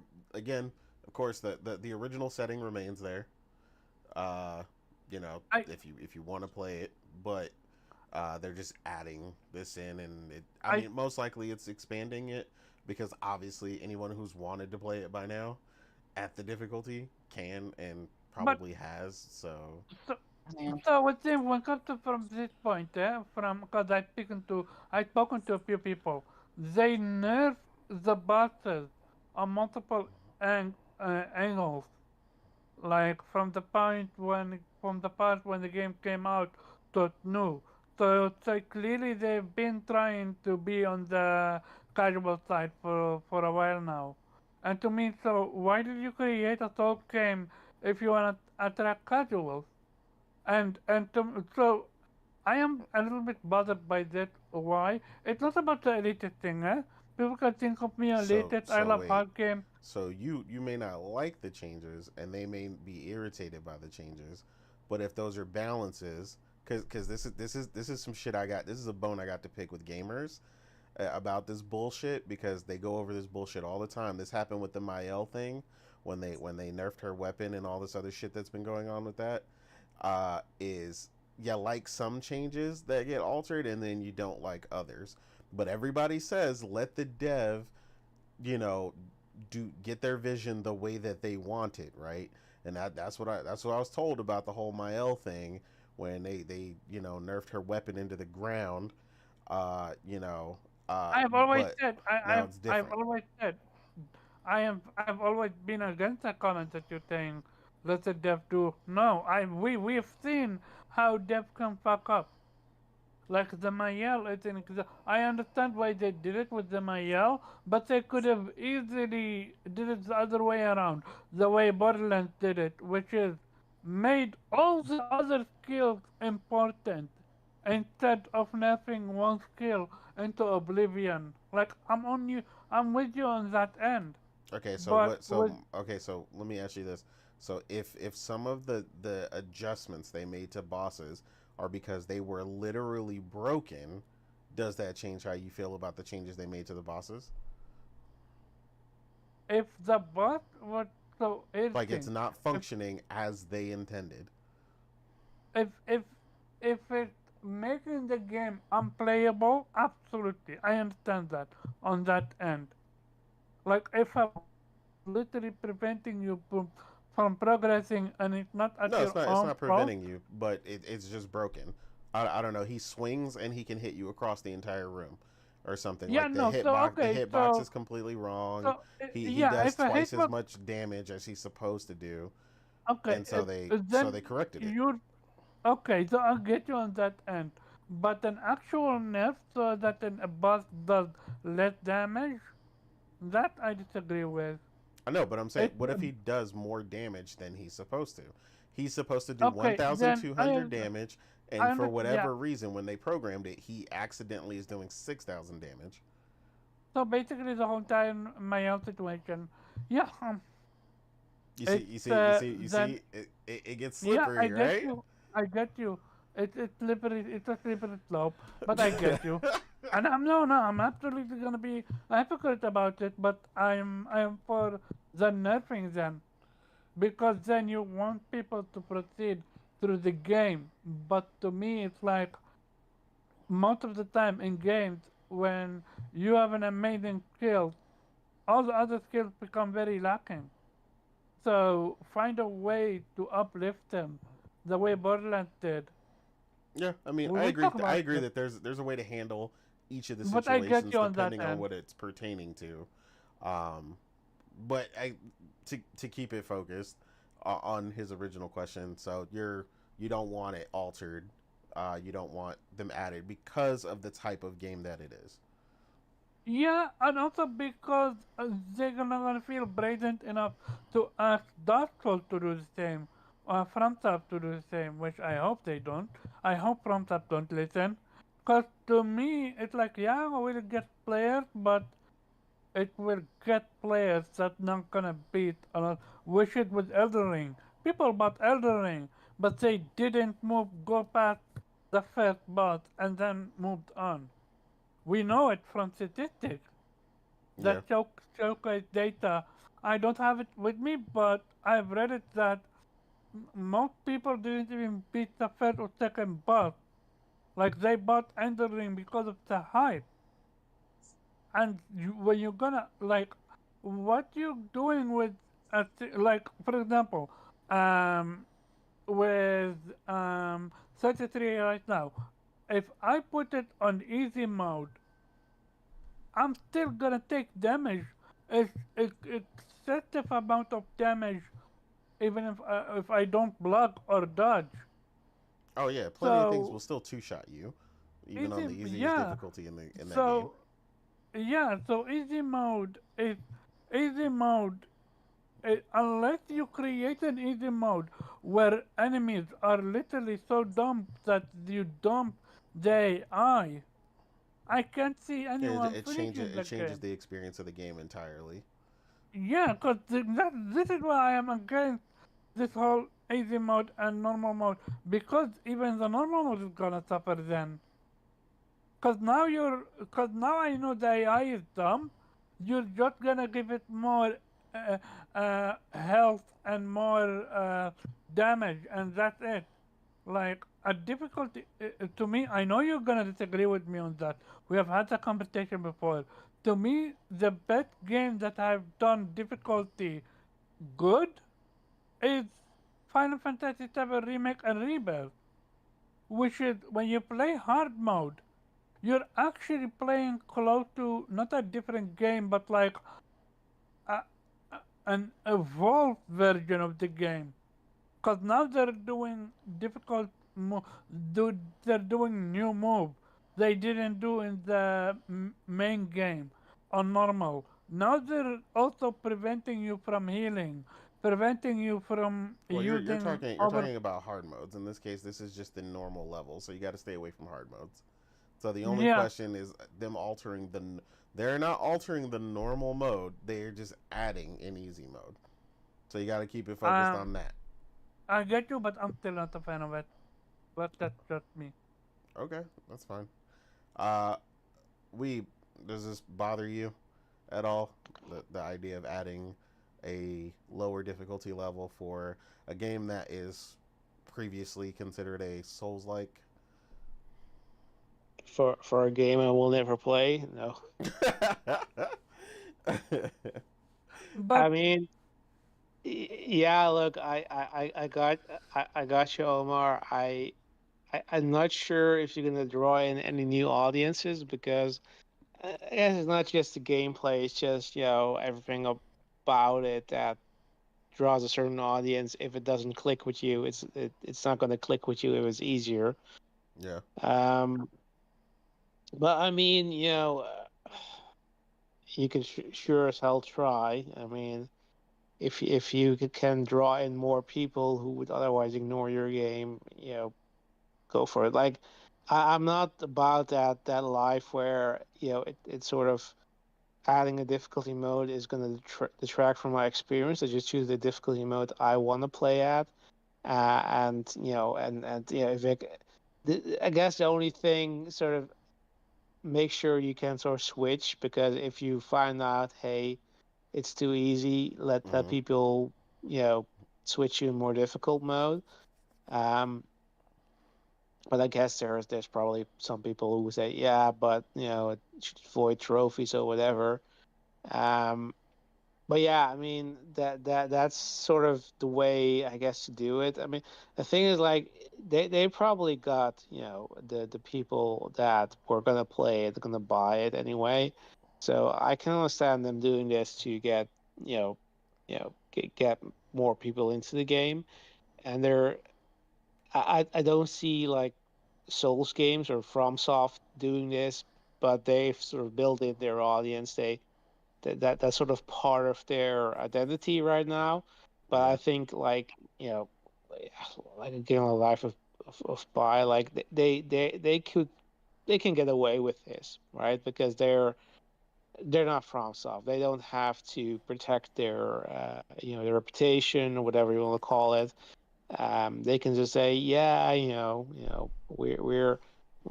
we're gonna be the friendly neighborhood version of the Souls games, and that's fine. Yeah, I I'd agree. say let them try it. I mean, I'm not necessarily against it. Like I got you, Omar, that it's sort of you don't have to change the game, but on the other hand, it's their decision. They're not forced to do it. It's their game, and if they can do it in a way that doesn't, uh, you know, affect, their vision and their the experience in a way that, that changes it to respect to if you were playing it uh, originally, in the way it was, I guess, was released. But that's kind of thing, like the way it's released and the way it's supposed to be played. That's sort of a slippery slope. It's a tightrope. You don't know, the same way like you just discussed with Expedition 33. Like, Mm-hmm. is this a way it was supposed to be played? Or are developers just a bit insecure and they just want to uh, you know change things?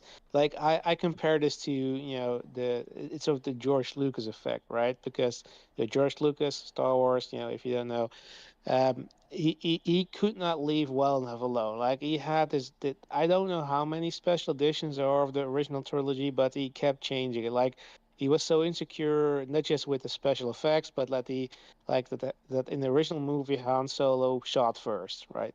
Yeah. And he like, oh no, I don't like this. I'm gonna change that. And now in the second version, he didn't shoot first, and then later when he changed back again. So it's kind of like, you know, just stick with what you originally were, what your original vision was, because that doesn't really help anybody. Even if you, in hindsight, think, okay, maybe you should have done differently. I mean, it is what it is. I mean, you can release a director's cut or whatever. That's up to you. But that sort of thing, if you had studio interference, like this is more like, okay, I this was my vision. I changed my mind. Well, I mean, leave well enough alone, right? That's not anything you need to change. But I mean, with gaming, it's of course, it's an experience. You have to play it. And there's like a movie anybody can watch. If you probably need some media literacy for some movies, but in the end, it doesn't require any particular skills. Just watch it. With gaming, yeah, that's different. So I kind of get why you will want to do that. But again, it depends on what your uh, what reputation you've built. Like if the developer had built like a dozen games or whatever, Yeah. and had a reputation of being like another FromSoft, like a Souls developer, Mm. you kind of could ruin their reputation because you might lose some people rather than gaining more follow or more players. But you know, yeah, I mean, let them try it. Maybe they'll I mean, it's not the first one, I guess, but I think like Seafood did it as well. You can argue if it's a Yeah, Souls they game, but at did. least they had a difficulty mode. But Which still hurt the brakes off of me for the record. yeah, I mean, but that's kind of like in a way developed well, right? Because Yeah. they're not changing. It's still a difficult game. They're just tweaking it to the point where but some people who might have dropped it because it's too frustrating for them might actually consider it, right? Yeah. I say yeah, but again, we don't know. At least I'm not sure if this is already released, but Mm. that you kind of have to experience it, I guess, and see. Okay, does it intrinsically change the game, or is it just still going to be tough as nails? But at least that you can sort of broaden the funnel where there might be some people who dropped it before might want to try again. Like, Agreed. and I don't really see the harm in that. I think that's a risk worth taking. Again, balance between your reputation, your vision, and you also have to like your vision is gonna be worth daily squat if you can keep the lights on, right? Yeah. So if that's gonna help you, if that's gonna make sure people are gonna get more from you, and the next game, another IP, whatever. Yeah, why not? Let them try it, and yeah, who knows? Maybe they'll become the From Soft Light, right? They're gonna become the developer who's gonna be the go-to for people who wanna have that experience, but not necessarily as unforgiving as the OG Souls game. So yeah, I'm not per se against it. I don't think a difficulty mode per se affects gameplay. Like it like I don't want to go back to the rant again, but I do have to sort of touch upon, but because Hmm. just to illustrate the difference, like with the Doom, the Dark Ages, it's not that they like there are difficulty modes in the game, right? Yeah. But in that case, it's really the core gameplay mechanic that they change, where even if you choose a lower difficulty or a higher difficulty, it doesn't change that mechanic. It's just going to be the same old sludge. It's just like Omar said, maybe enemies have more are more spongy, have more health. That's not gonna change the underlying problem or concept of the gameplay. As long as you don't touch that, for better or worse, um, yeah, I'd say that's fine. Let people enjoy or experience the game the way they want to. I don't think that's necessarily a problem. Again, keeping in mind, do it well. Don't compromise. Don't just. I think that in the end is a better option than maybe to later on tack on with a patch or DLC difficulty mode, then outright try to placate to as broad as much audience as possible to get as many people in there as possible who could potentially play it. In the end, you're making this game for nobody because it lost the thing that people were drawn to. On the other hand, you're not offering anything to new players because you're indistinguishable from anything else that's in the same playing field. So yeah, that's sort of the balance you guess you have to, or the tightrope you have to walk. But yeah, I mean, I'd say like at in the end, if you really want to play this game, you probably will finish it and plowed it and whatever. Like if Hmm. this is gonna bother you at this point in time, yeah, I don't know. I mean, yeah, new content, whatever, but in the end, the base game you already experienced, you played, and like there's nothing forcing you to choose the lower difficulty setting. So I mean, yeah, I'm not that bothered by this. Yeah, Okay. that probably should have led with that, then this conversation would be a lot shorter. No, I got you. Yeah. Morgan, did you have anything else you wanted to add to it before I go? Omar felt like he kind of hijacked your moment. No, I mean we've said everything that I want to say, so yeah, it's all good. Cool, cool. Yeah, for me, you guys already know. I'll be the first person to tell people I don't give a shit about difficulty. Um, it don't do nothing for me. I'm not a soul. I don't even like Souls games. So I'm the worst person to ask about this because I literally just don't care. Um, especially as it pertains Traitor. to difficulty. It just doesn't do like Why is again. he a traitor, Omar? Okay, he is a traitor because this is a slippery slope. No, it's I not. I actually okay, and I'm gonna I, talk it up air with you yeah, guys. I disagree with that. Yeah, 'Cause I I don't think go ahead. I think you think it's a slippery slope because you think this will cause FromSoft to do the same thing, and I do not see FromSoft doing this. They have a a successful model that works for them and has been doing them very well. So I don't see the creatives behind Light like the Dark Souls, Demon Souls, in any of the Souls games changing up and adding difficulty. Light If of Light of FromSoft P don't was give a fuck. They Light really of P don't. was so successful that people are calling it the better Bloodborne. So I I mean, Sure. don't that's understand. fine, but they're not a FromSoft developer, so I don't think this is something that's going to bleed over to FromSoft. Okay. Yeah, I mean, I don't think so. Um, but yeah, I mean, like again, like I said, even in some of my favorite games, right? People swear like one of the funniest things about the Fire Emblem community, because I was talking about that earlier, is like some people are like because Fire Emblem used to have it where like your characters, if they died in a match, in a skirmish, they were dead for real, like for the rest of your Yep. game, Yep.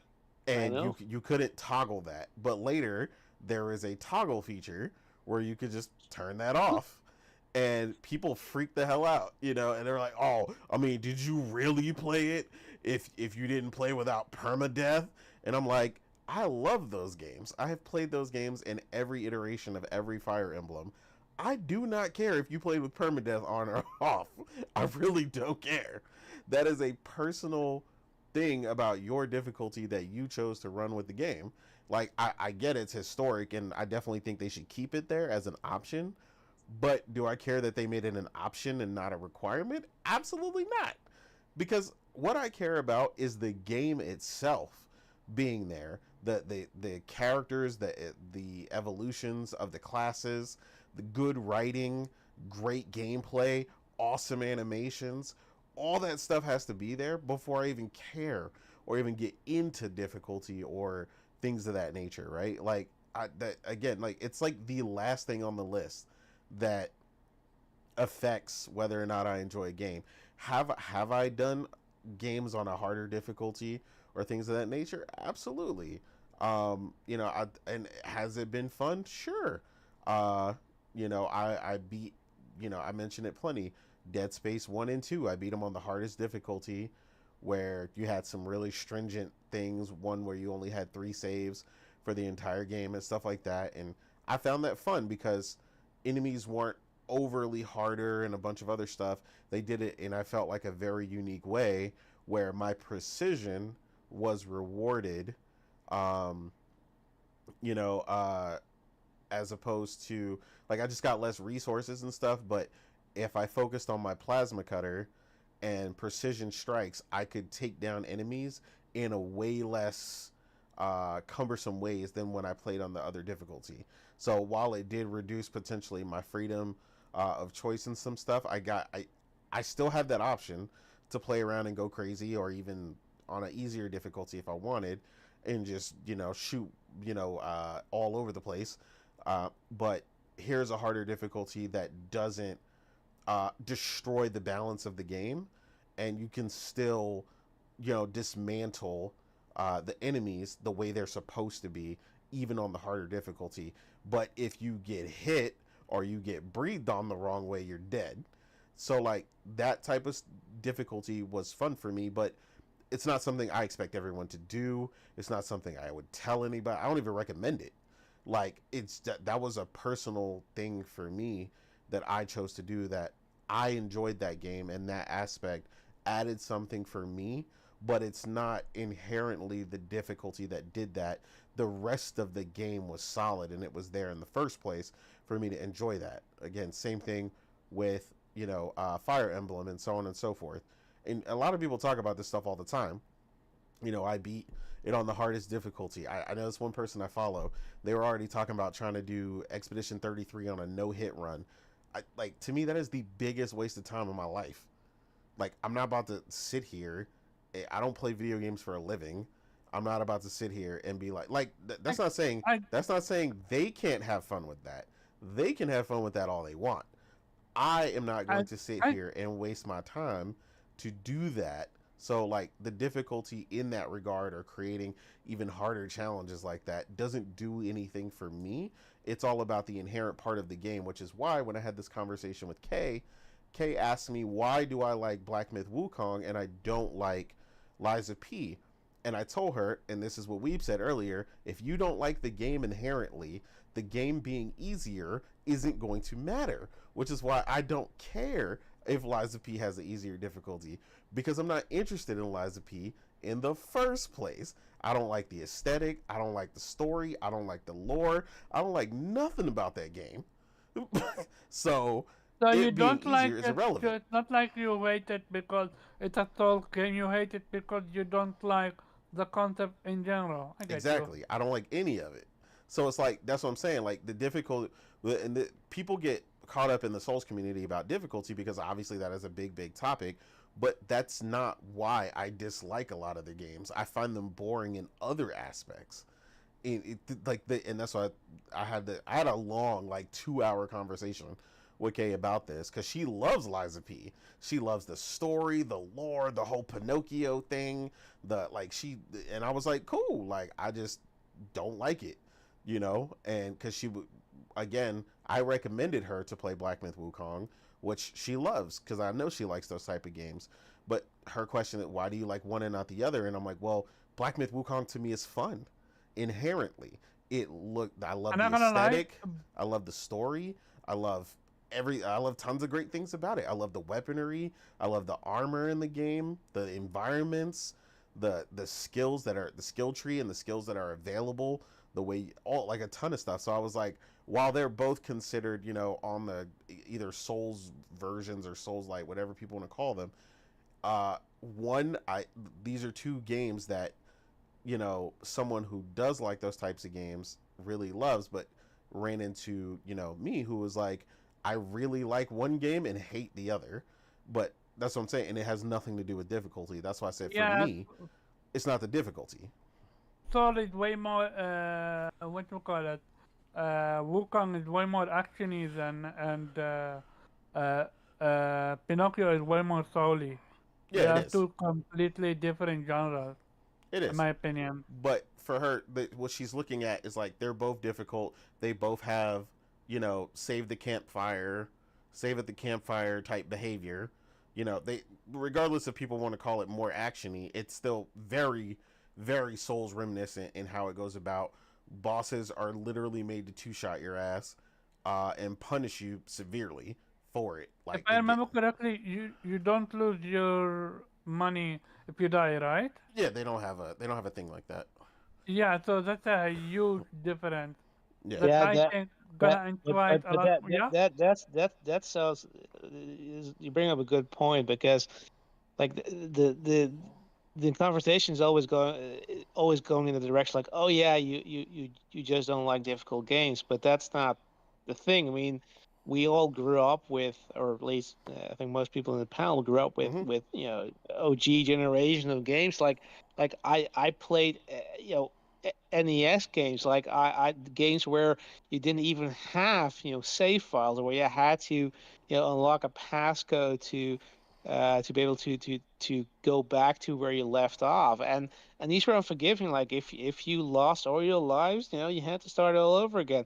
The difference is, of course, those games weren't that long compared to today. So I mean, time is our most precious commodity right now. Like it's not about the money and price of games and how much money you spend versus time you get out of it. More so the experience, and is it wasting my time? That's sort of a thing aside from a lot of other things, like what sort of pushed me away from Souls games, like the time wasting mechanics. Like, yeah, get good, fine, but like I don't like my time being wasted. I don't like Mm-hmm. having to go back and deal with sort of, because I mean you can like appreciate FromSoft and Souls games as much as you like, but you can't deny that there are a lot of things that are wrong with it in terms of gameplay design,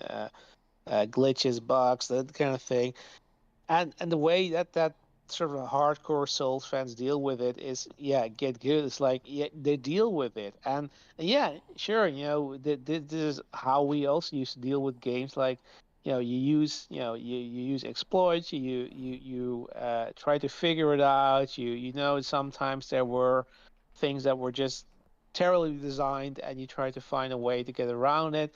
And that's sort of what Souls games are as well. I tried also tried playing Bloodborne, and I got annoyed by it, but because it requires a level of precision, to like you said, like some, if you're not good, you can die If you're also very not quick, used very to the quickly. gameplay mechanic, you're gonna get destroyed very often. Yeah, Because but Bloodborne have also its own unique but mechanic.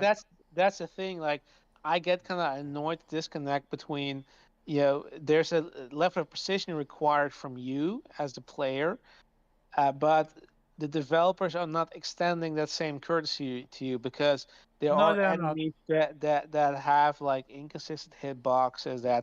that Yeah, or absolutely. attacking you from damaging you from where they should not be able to hit you. You know, those kind of things are really annoying. And yeah, if you invest your time in that, you're gonna deal with that. You're gonna learn, how to handle that, and I appreciate that. That's fine. But to me, it's like, I don't care enough about this to put my time into this. Like, there's a dozen other games I can play that do respect my time. That and no, respecting time can mean, like, I don't think, for example, Ubisoft is in general. I mean, they did well with the last Assassin's Creed, but in general, it's not a studio where I would associate with respecting your time, because they, instead of difficulty, they do that with bloating, their content, right, to keep you engaged, to keep you in the game as long as possible, by just making sure there's Quantity over quality, yeah? exactly. And that's that, but that applies, in more than one way. It's not just the content, or the quantity. It can also be the quality, right? Like, you are like if you're a hardcore fan, you don't mind. Like, I know about you, Omar, but I know plenty of Souls fans who say, yeah, but I finished, Bloodborne a dozen times, like, and they're fine with that, and that's what they do. And I'm No, more of a gamer I've that actually likes to experience new things, right? I've So Yeah, actually same. spoke against all of that. Everything that you're talking about, the hitboxes, I've been against it. And I actually want a change in the soul genre as a whole, because just you can make a game difficult, but your most important word, wasting my time, shouldn't be a thing. If I die at the boss, revive me at the boss. Don't revive me all the way where I need to go run at the boss and die 1,000 times over. That's not fun. Once I yeah, that Yeah, yeah, I get you. So let me ask you yeah. this, because I'm genuinely curious about your opinion about this. If 33 had a um, uh, uh, death punishment for dying, would the game have been less enjoyable for you? Because for the most part, the hitboxes with 33 are on point. Well, it depends. Again, it very much depends on the experience. Like that. That's why I get that if you're a fan of the franchise, you're not that bothered by it. But um, I think with Expedition, like, yeah, I mean, the gameplay is certainly on point. But on the other hand, there's also a learning curve. Like you said, like, you have to learn the patterns of enemies, of bosses. Um, and that sort of does quite jive with the idea that you're punished for not getting it right the first time, right? Like, if you want that's sort of where I see a disconnect, at least for me, is that if you want your audience, your gamers to, to learn patterns, to figure it out, then why punish them, beyond, the fact that you die and you have to start all over again? But Yeah. why punish them additionally by having them lose progress, or you know, degrade your weapons or stuff like that. Like that sort of more so instead of saying, okay, learn by doing it, more so invites you, okay, I'm gonna look it up in a guide and or watch YouTube videos so I can learn to do this right the first time. And I mean, look, we all like again, we all are precious or are very conservative with the time we spend. We want to maximize our time, and we I think a lot of us like to get the plat, if we're playing PlayStation. So we do research, we look up guides to just make sure that we don't miss anything. Um, but in the most part, like I generally like I look at a trophy guide, see, hey, okay, okay, this is a trophy. Okay, I have to pay attention here and there. Is this can I is a plat fun, doable, that kind of thing. But in terms of like I don't look up okay, a strategy guide or something to make sure that I don't die.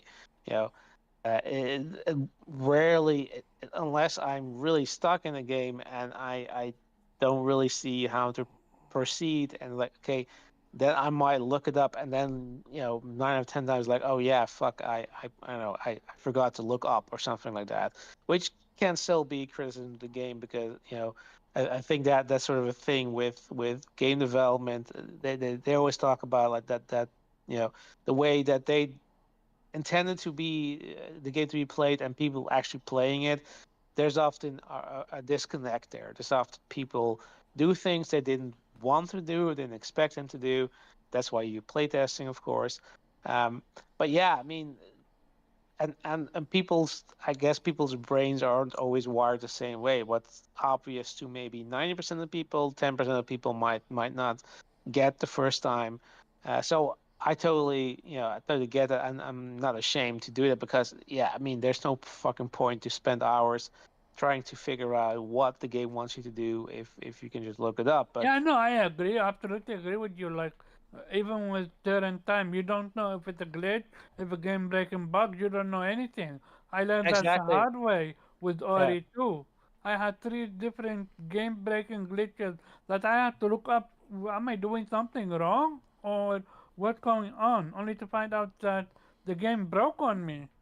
Yeah, So, exactly, yeah. exactly. I mean, that's something you have to, yeah, I mean, have to keep in mind. So, but in general, like I don't like if I have to, you know, plan like if I have to plan everything, like if I have to, you know, build an entire fucking write the art of war for a particular game before I even play it.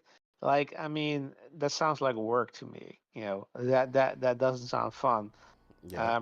So I'd say, it like it entirely depends on the game. Like you said, like I didn't I played the demo of Black and Blue Kong and I liked it, but Hmm. again, it's different enough from your typical Souls games that um, yeah, it's fun, and there's certainly things like God of War borrowed elements from Souls games, the Jedi Survivor or Jedi, Yeah. yeah, whatever games did that, and you can definitely do it, in a way that it's not frustrating, that will make me, as somebody who generally doesn't play those games, be willing to give it a try. But if it's sort of the hardcore, basically if the entire intent is, to basically annoy you to the point where, okay, yeah, either it's gonna click and you're gonna get good, or you're gonna just say, yeah, yeah, this ain't it. This is not for me. Yeah, I mean, I'll probably go for this is not for me because I don't want games to waste my time. Like I got shit to do. I have plenty of other games still on my backlog, waiting for me to play them. Like Yeah. if you're gonna hog up all that time and you're not even letting me, progress. Like if there's not a return on investment of my time that's worth it, then yeah, then I'm gonna say yeah. fine, like find somebody else to play you, right? I'm not your audience, and it's going to be you're going to have a hard time convincing me that your next game is going to be worth it because, yeah, I know, it's probably not going to be for me, and that's fine. It's not like there's a dearth of games to play. Like we've plenty of games to play, and there will Hmm. be plenty of games that we enjoy that other people will say, yeah, this ain't it. This is not for me, and that's fine. That's why we have Yeah, choice, I've right? had to tell several people, don't, if you're not feeling Death Stranding, don't force it. Yeah, yeah. Just because I loved Yeah, it and gave it like a 10 out of 10, don't force it. It's gonna be I've seen, okay. I've seen people say, when does this training get good? I am 20 hours in. I'm like, come on. If you're 20 hours in, drop it. It's not for you. Yeah, it's just not for If if you. if the game doesn't hook you up in maximum 5 hours, move on. Unless you know yourself, look it up on YouTube. See if the game progress any better or stuff like that. Like Yeah, I nah, know Death Stranding is not for everyone. somebody said they wanted to play Death Stranding to do all the cool stuff they seen in the trailer, but they wish they had a You're skip 10 mile night, 10 mile walk button. And yeah, like I was like, bro, then the game is just not for you. You just gonna have to you just yeah, got to face it. 99% this cool thing. I only doing them one. Most of the time, you're literally climbing and walking, going from point A to point B. That's it. Like if But you're it's like not a that. If you're not having fun with that, and yeah, you're not the balancing and the Mhm. things that are like going on with that, and using the different strategies to make like those treks different. Like I've played the game multiple times at this point, and I tackled different parts of the game completely different. My second time around because of my knowledge of that area and knowing what I had yeah. to go through. But it also depends on whether or not someone is there to help you in that area, right? Some place where you had a bridge in the first part of the game, or in a specific part of the game that Mm-hmm. your network, which is another really interesting part of the game, um, your network, someone built a bridge in this really helpful place. And it's like in your second game, or you might not have that, or your first playthrough, you might not have had that, Mhm. and maybe you were the Because person of that the built the rain bridge. or because yeah, it's really like with Death Stranding. I have said it multiple times. The uh, gameplay loop is addictive. I'm not But joking. that goes Going to the point that we're talking about, where it's not about the difficulty. It's about whether or not people need to be more in tune with whether or not they inherently enjoy the game in the first place, right? Like one of the things, like again, I've told people I hate Souls games, right? But there's a lot of these Souls adjacent games, or very close to, that I do like, right? And one of the things that we had a conversation about with Stellar Blade, right? And I told you one of the main things I loved about Stellar Blade is that I felt like the game was fair, and because we're talking about all the precision up and until the all, last end, but yeah, I get you. but yeah, but like we're talking about the precision and the jankiness of Souls Yeah, no, games, no. right? And the It's crazy on the level hitboxes, of but nothing in Stellar Blade has that weirdness, right? Where I gotta hmm, roll 2 inches under something's leg because that's where the no hit zone is, or something weird. Like that's what I and you because we had a whole lengthy conversation about why I really dug that game, as opposed to other games that have similar styles that are Souls, or Souls adjacent, or Souls like, whatever. And again, that's a big inherent thing. The ultimate thing, regardless of all this, and obviously the thing for people is the difficulty or not, is that you shouldn't focus on the difficulty. The big thing is whether or not you find it fun. And there will be yeah. a small portion of people, because we have one here in the crowd. Hero said that he will try and give Liza P a shot because they're adding a lower difficulty, because he is not about the difficulty. He started Expedition 33 on normal and was like, yo, I gotta drop it to story. You know what I'm saying? And I was like, all right, bet, do your thing. I don't. I'm curious if gonna affect him, cause I feel like even if you drop it to 30, you're still gonna get punished No, no, no. I mean, later he beat down the the. game. He beat the game Oh, like right congra- before we started the show. oh, Uh, congratulations! Not gonna lie, respect. but what I love about that is like his experience in Expedition 33 is still really no different than mine, even if I played through normal the whole time, he still went through the trials and tribulations and the issues that the team had to go through, the story, the lore, Eske and swim and all the little things that he says, and he went through all the emotional roller coaster. And that's the more important thing for me, is for people to experience that and get that from the games that I love and the games that I want to thrive. And if you got to drop the difficulty down, I keep telling people, bro, ain't no problem with that. Do what you got to do to enjoy the I game. I think there are two type of people, gamers. I mean, one type is the hardcore elitist. I am absolutely in that camp, and then there is the type that you are in, which is you don't care how other people play the game. I used to be like you, but then I saw how when companies care more about casuals, what happened to games that I care about, Now they now that's dump them different. down.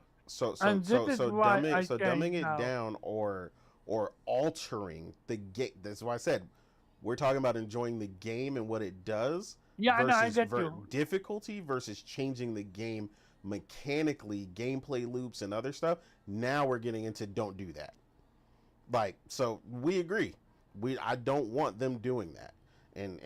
Yeah, If the Souls team never wants to add a difficulty to a single game they do, I am perfectly cool with that, because that is their vision for that game, right? I have ways to mitigate that. If I enjoyed the rest of the game, I could play it on PC. And I hate to tell people, but plenty of people who have beaten Souls games and the like have definitely done this and just not said yeah. anything.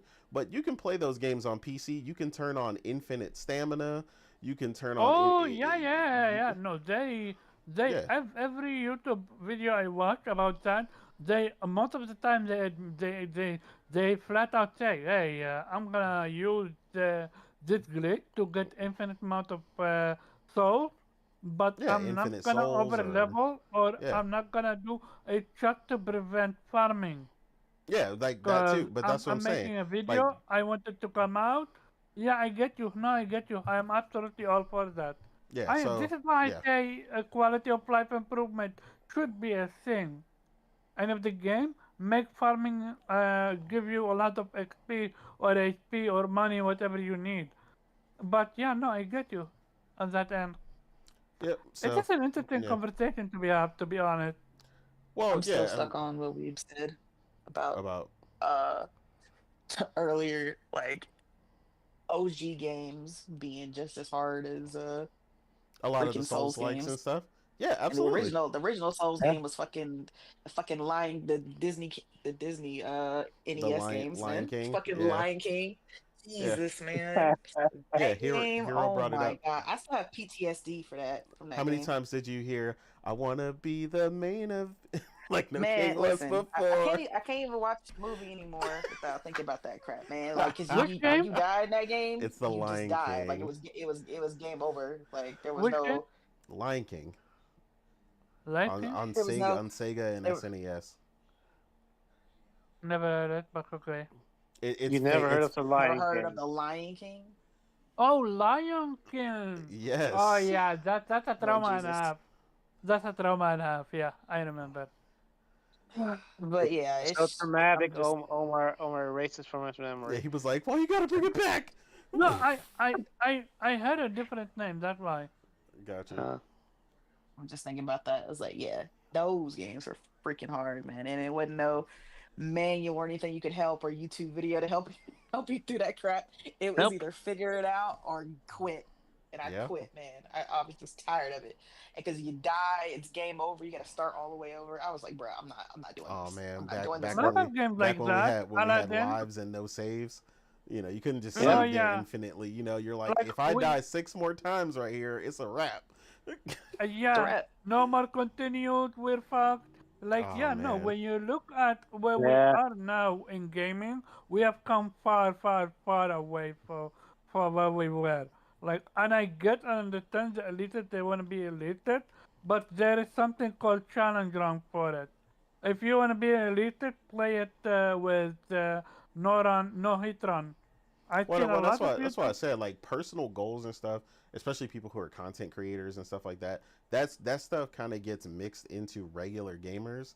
It's like the person I was explaining that was trying to do a boss no hit run in Expedition 33. They even stopped it in their first run because they wanted to push the story. So they realized how bad of an idea that was, That's because what they I weren't going to did. get through the I was story. I was literally playing on expert. I came to the end of Act Two. I had to drop it to normal. Like I realized, like I'm doing less damage, and the enemy have way more damage, way more health, and there is no new pattern, no different pattern. I'm so disappointed in you, Omar. Yeah, be disappointed in me. I had two people shouting in my, well, not actual shouting, but like telling me, finish it, we want to do a spoiler cut for it. So I tried my best to, catch up. I mean, honestly, it's a good thing we did that because you'd probably still be on that damn boss in the And cave if you hadn't. no, not to that degree. But I would not be, I would be at early, what you call it, Act 3, Sir, if by you now. wouldn't have. Nah, you I wouldn't think even I have think No, you crossed would I have Act still would, two. I would, I because think I you would have would still have, been in Act No, Two. Because you yeah, were no, I would have, you were yeah. systematically trying to clear the map, which is not Hey how they guys, intend you to I play the had a game. fun time fighting this boss for 3 hours. I'm just like, why? no, I said 1 hour, not three. Uh, okay, Omar. I said, I swear, I said 1 hour. Other people fought it for 3 hours. I'm like, I'm not gonna do that. Yeah, you're No. so much better than those people. But I say 1 hour because I'm used to long time battles, like Salt games, a lot of games. This is why. Oh Like I yeah, said, if you had been playing, yeah, you probably still wouldn't have gotten to Act Two, or you would have just No, gotten to I Act would Two. do. I only dropped the difficulty at the end of Act Two. That's it. It's not about the difficulty; it's just about the way you play. yeah, No, but I because kept you still for could have the pushed, but you were for the playing in a most very specific way until you started for to the like most push. for the most part I kept that style for the most part. Mhm. Mhm. But when I found it that I can't, like for example, Golga, I didn't attempt it. I Uh, did it once, twice, and I moved on. yeah, when That she dude, kicked you in your forehead and you dropped. that, Not in yeah, the that forehead. dude, that dude, that dude in the water, he literally killed me and then laughed. I'm like, nope, you are, you are a problem and a half. I'm gonna deal with you when the time is right. And when the time is right, no, not one shot him. I did beat him without taking any damage. So there is that. Uh, Yeah, so that's what he's yeah, talking about now, hero. He's talking about old boy that had the cheater picto. Omar wanted to be the person to try it early, even though I told him one person tried to do it at level 37 or something, and it took them 3 hours and like 3.5 hours or something. And I was like, bro, not on my life am I sitting here fighting this dude for 3.5 hours, where at any given time frame, a single slip of my finger can cause me to lose that entire fight. One miss, one accidental like don't dodge or don't parry and you're dead. I was like, I'm not doing that, bro. I had a kind of time on my hands. I came back later. I beat him in like 7 minutes and I kept it moving. I was like, I'm not doing he, that. I tried my best not to over level for because I wanna have a difficulty and fun enjoyment time. But yeah, no, sometimes it's too much. Like, not gonna lie, boss two, end of act two, boss fight was tough. I had to under to learn the gameplay mechanics. It's fun, but it's tough. Back to back, yeah, no. Back, no, never mind. Back to back to back. Indeed, man. But yeah, Yeah. that turned into a very fun conversation about a bunch of different issues and things with games, which brought me a new topic. But I'm gonna save that for for next week because Warwana said something, and I'll tell you what it is. But we're not gonna talk about it right now. But he brought up a topic that I've seen in the gaming community where people are afraid to say they don't like popular things. So yeah, that's a fun one. I, and I'll That's I'm explain not a it. afraid to that's say that. actually Huh? go ahead. What'd you say, Weeb? I'm not afraid to say. I'm not afraid to say that. That that's a slippery slope. So they I no, afraid them to be called haters. yeah, we're not Yeah, gonna I talk. think that's it. Yeah, we're not gonna I talk like about that it. topic. But yeah, it's gonna Yeah, be a fun topic. We can think about it. Uh, yeah, but yeah, that was a good one because I that's actually something I came across several times in the community, and it's something that is really heavy in JRPGs. Particularly where a lot of people are afraid to say they don't like certain JRPGs because they're way too popular or it's seen as like a negative thing, like how dare you not like that JRPG, and so on and so forth. So that's gonna be a fun discussion next week. Um, I'm gonna save the last one we had because that one is pretty universal, just in case it's a light week, because that one is very easy and it's definitely not going nowhere. The that for yeah, anybody curious, that's the $80 yeah. discussion. It's not Um, like super important. It's not like game break, uh, earth breaking, shattering news. yeah, Yeah, we $80 can games end ain't it going here. nowhere. By the time we have the discussion again, uh, it'll be it'll be almost time for the Switch 2, which is a whole nother thing about $80 games and stuff. So we can fully visit that and go over that. But yeah, that was Two a and a really half good. That hours was is enough yeah, for that was a really today. good So discussion. Brought up yeah, about difficulty and changing things and inherently why people like or dislike something or why difficulty bothers some people and why it doesn't. But I think ultimately the funny thing about all that and all the different opinions about the whole thing is that we all kind of agree. If that's what they want to do and they don't want one, cool. If they want one, cool. It shouldn't bother you because you can still play the normal way. yeah, Um, precisely. yeah, so nothing lost, only gained. Like as long as there's only gain, like I don't see an issue. Um, but yeah, we're gonna go ahead and get ready to get up out of here. But before we do, I'm gonna explain to y'all. Uh, this is gonna be a moment in time for Omar. I'm gonna explain to y'all how Omar answered a question in chat that we asked him the other day. So, we asked Omar.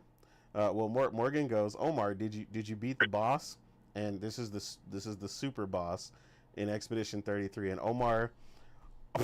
Omar's reply to this should have been just yes or no. So at one point he answers, "Oh, that boss was super easy," but meanwhile the boss was entering the second phase, and he thought it was over. So then when Morgan asked him whether he beat the boss or not, Omar Omar answers in the most roundabout long way where it's just like you have somebody explain everything but did they do the thing, like you don't get the yes or no. And it was just like, so what had happened was, right, um I was gonna hit him, and then the stars didn't align, and the North Star was really bright, so it kind of threw me off. And then I had to check the Aquarius sign, and it said it wasn't a good day. So I was like, maybe I need to get some sleep first before I go for the second phase, right? And then maybe in the morning when the sun's I up, you know hate what I'm you. saying, and I I turn hate you left so and I much. put down the prayer mat and pray to Oh, Mecca. Then I wake up, get some breakfast of champions specifically, right? Then, you know what I'm saying, maybe I'll get my metabolism right, go for a jog, hit the grocery store, come back, watch a little football, maybe check out the NBA championship, you know what I'm saying, write a novel, come back, and then see if I can handle phase two. That is the way thank you. Omar Okay, answered. to be fair, all Nah, of that, nah. but all of that was true, but it was in the game itself. So yeah, no. Ah, I I just be almost died I from just the laughing. I just look for a straight answer from Omar, and Omar I will felt, give I me felt, no, 68 paragraphs of the issue is, the issue is, I felt unfair treated by the boss. I felt like that's a gotcha You, question. you, But I'm you you, you like, already, felt that's you so violated just by already, the like, boss. Omar, you did you defeat this already, boss? you I just already, wanted to know if you beat him or not. come on, Like, you already knew the answer. Come on, no, didn't you? I didn't because it was you had talked about the But boss in the you, chat like but 2 you, hours ago, but you okay, didn't give us an update. So I was just like, did you you, beat him? But you already knew the surprise that was gonna happen. I had no idea. Like I was at this adventure from the get go. Listen, you was the one talking about it was gonna be easy. So I mean, I I was just thought trying to it's see. gonna be easy because I beat Yeah, the this flying man thought the area hardest boss in easy. the game was gonna be easy, ladies and gentlemen. The second hardest I beat it easy. That's Listen, why. this is how you know Omar on some BS though, because there. Okay, this boss I'm not gonna spoil anything, but this boss has multiple phases, and Omar decided to jump into the chat and tell us, "Oh yeah, it was easy, it was easy," before the first phase was even done, and then 2 seconds later he was like, "Oh wait, it's No not over." I'm like, idea. Omar, you didn't even bother letting the But I load screen literally, finish before I you thought jumped into the chat I to killed tell the, us that you beat him. Oh man, he I was easy, bro. I killed them and then I paused the game to talk I about. said, I this had mother, I he had didn't no even let I the had load no I screen had no finish. idea it's gonna go to who is I uh, said, yo, far and he beyond jumped the farm. gun so quick. He didn't even let the hit points, load up on the screen before he jumped into the chat. I was laughing. I was just like, No, hero done under that one. You fight at the abyss. If I don't think you're gonna meet them. If no disrespect, but if you put the game on easy, not even easy mode is gonna help you with this Yeah, one. that Again, it don't change that fight at all. yeah, I'm not trying to be disrespectful whatsoever, but this boss don't care about easy mode. I'm sorry. Yeah, he definitely don't care about "Mm." that difficulty slider. He's still about to go Super Saiyan 3 on you the moment that fight starts. But, Yep. but yeah, that was a fun explanation for y'all, so I can understand the process about how I've just Omar learned answered that that when I question. ask Omar a I'm not, question, I just have to let him finish in the chat. Like I have to let him finish writing everything he has to say because I'm not going to get the answer until the end. The very So I end. just I just allow him to put those 7, 8 text bubbles that he puts in the chat, and I'm just like, okay, let me just wait because he'll tell me on the last one the actual answer that I want. Okay, so you did do that. Okay, thank you, Omar. I hate how you skip through everything that I I explained, see and because it's then all you filler. you I didn't wanted ask for all you that. wanted validation, cause you I knew I'm just not I gonna just beat it. wanted a yes or a Come no. on, you knew I'm not gonna beat it. You knew. I Come really on, let's didn't. let's give Omar, I let's give it really a did. bar. Just like no, just like I didn't know if you beat that other one I asked you about, and you said yeah, I already did, and I said okay, I didn't know. I'm not watching you play. I have no idea if you beat him or not. Hmm. This is why I'm updating you guys on Twitter. Everything that I've Listen, done. you be updating us too much. I'll be like, yo, this man gonna tell us every little thing he does in this game. He gonna tell us when he saved next. Like, hey guys, I just saved the game. Be like, yo, Omar, bro, like just tell us about the big stuff. Tell us, okay, I beat the big boss. I'm on the next act. I finished the game. Those are really the only things we need to know. But Omar, Fine. he Well, I'm likes at to the final elaborate boss. I and need tell to. us every detail about every Nevron he faces. It's obviously hilarious. I'm just like, bro, he gonna be like, hey guys, so the Nevron in this random back alley I found, it seems to give me like extra pictos. I didn't know if you guys knew this. I'm like, Omar, we're done with the game, bro. Like, yeah, we already knew that, bro. We already passed that. Oh, okay. So I was just letting you guys know. I was thanks, Omar. Thanks for the update. Oh man, good times. But yeah, with that, man, it was fun. Everybody was super participant in the chat today. It was a lot of fun. Thank you to Wara for the difficulty question because that wasn't on my list because I thought about it, but Kay wasn't here. But we still had a really great discussion about it in the first place, and it led to a lot of really awesome, nuanced discussions about difficulty and enjoyment of a game and the way people enjoy games differently, and why they like similar games and dislike similar games. So yeah, that was a really fun, awesome discussion. So appreciate that, bro. But yeah, with that, we're gonna go ahead and get ready to get up out of here. It was a lot of fun. I had a great time. Hopefully y'all did too. Hit the like button, share the stream out, all the good stuff. Weeb, let the people know where they can find you, good sir. Thank you, sir. Yeah, I had a great time today. Thanks everybody in the panel and the chat. And you can find me as usual on Twitter as the Weep Sheriff at Infant Rhizome, and the same for Blue Sky, and of course, Otter Nation.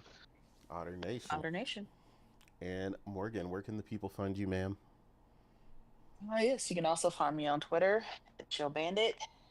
Getting ready for the summer of gaming. We're so close, So and close. we're about Yep. to get so many great announcements. Like I have a feeling we're gonna get some really bombshell announcements this year. So I know I'm looking forward to that. Can't wait to talk about it. Jeff is editing the trailer for Summer Games Fest as we Hell speak. yeah, Summer Games Fest. Like I'm excited. I'm always excited to see more games, even though I have way too many games to, play at the moment. But Yep. I always take more announcements, and Oh, announcements absolutely. always make me happy. So yeah, getting excited about that. So hell yeah. Death Stranding 2 time almost. It's a good time to Nice. be a gamer. Man, I'm just looking at this Arc Raiders trailer I got playing while we're talking our outros, and I've seen a lot of people talking about that. a lot of Yeah, people have I've said heard it's it, but very, very good, but I know I'm not It's a damn into shame. into that type anymore. But man, if it really looks like this, when some and I have seen some people play, but if it really looks like this in some instances, man, when people are playing, I mean, that's impressive looking. The I'll say fact that. that the fact that this comes out at the same time Bunny's Distraction Shooter comes out, and this one's still in all the limelight is so funny to the me. the way it's looking, word It's on the about to street, get delayed. PlayStation put up all Marketing. advertisement for that game on I mean, they marketing. honestly need to delay it. Do something. Yeah, it's looking real rough. So yeah, we're gonna talk about it next week. That one because it's interesting. Yeah, Are but we? yeah, Otter Nation. Are Uh, they? Otter Nation. And Omar, where can the people find you, sir? So before they can find me, I'm not gonna say one thing. Not even the DualSense is gonna save Hellblade 2 on PlayStation 5. I'm sorry. Oh Not man. even the DualSense is gonna save it. With that being said, shout out to everyone that came through. This was a fantastic episode. And we have a legendary run from Weeb. And we had a great conversation. And I'm gonna put a new rules where of what we call it group speech Straddling. is off limit for the podcast. I'm fucking with you guys. Nah, it's fun. It's always fun. But yeah, you can find me at Carb_Jab on Twitter. Shout out to everyone that came through. Hit that like button, share the stream out, and see you next week. Absolutely. Yeah, and that's definitely never gonna happen because everybody comes here just to listen to the Omar get roasted section, which is why Warwana is never gonna I forget think they the actually one do it. time. Oh, absolutely. Yeah, Warwana is never gonna forget that you watch Power Rangers when you were supposed to be watching something Yep. else. No, am I not allowed to enjoy my? Oh my god. Oh yeah, sure. I mean, but you still gonna get smoked for it.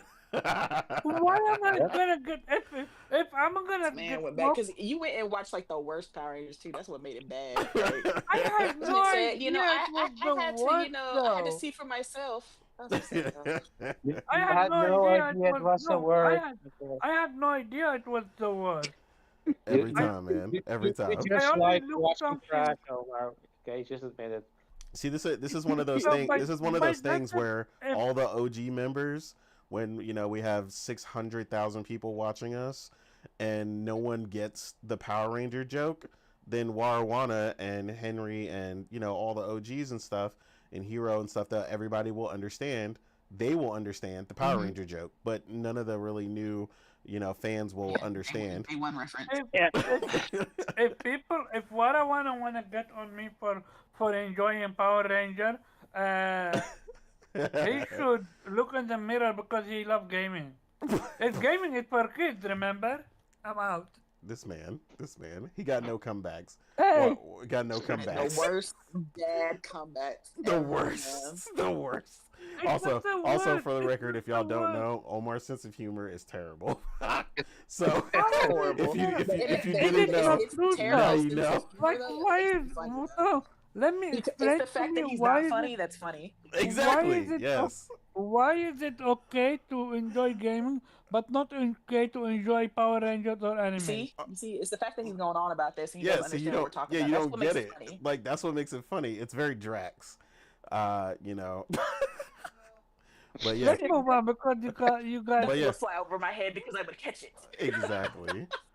What is this I am too game, though? quick. But yeah, we're gonna go ahead and get out of here again. Otter Yeah, Nation, um, and Nation. we're gonna get out of here, man. You can find me again on Twitter or Blue Sky at the Real Innate. Peace. Otter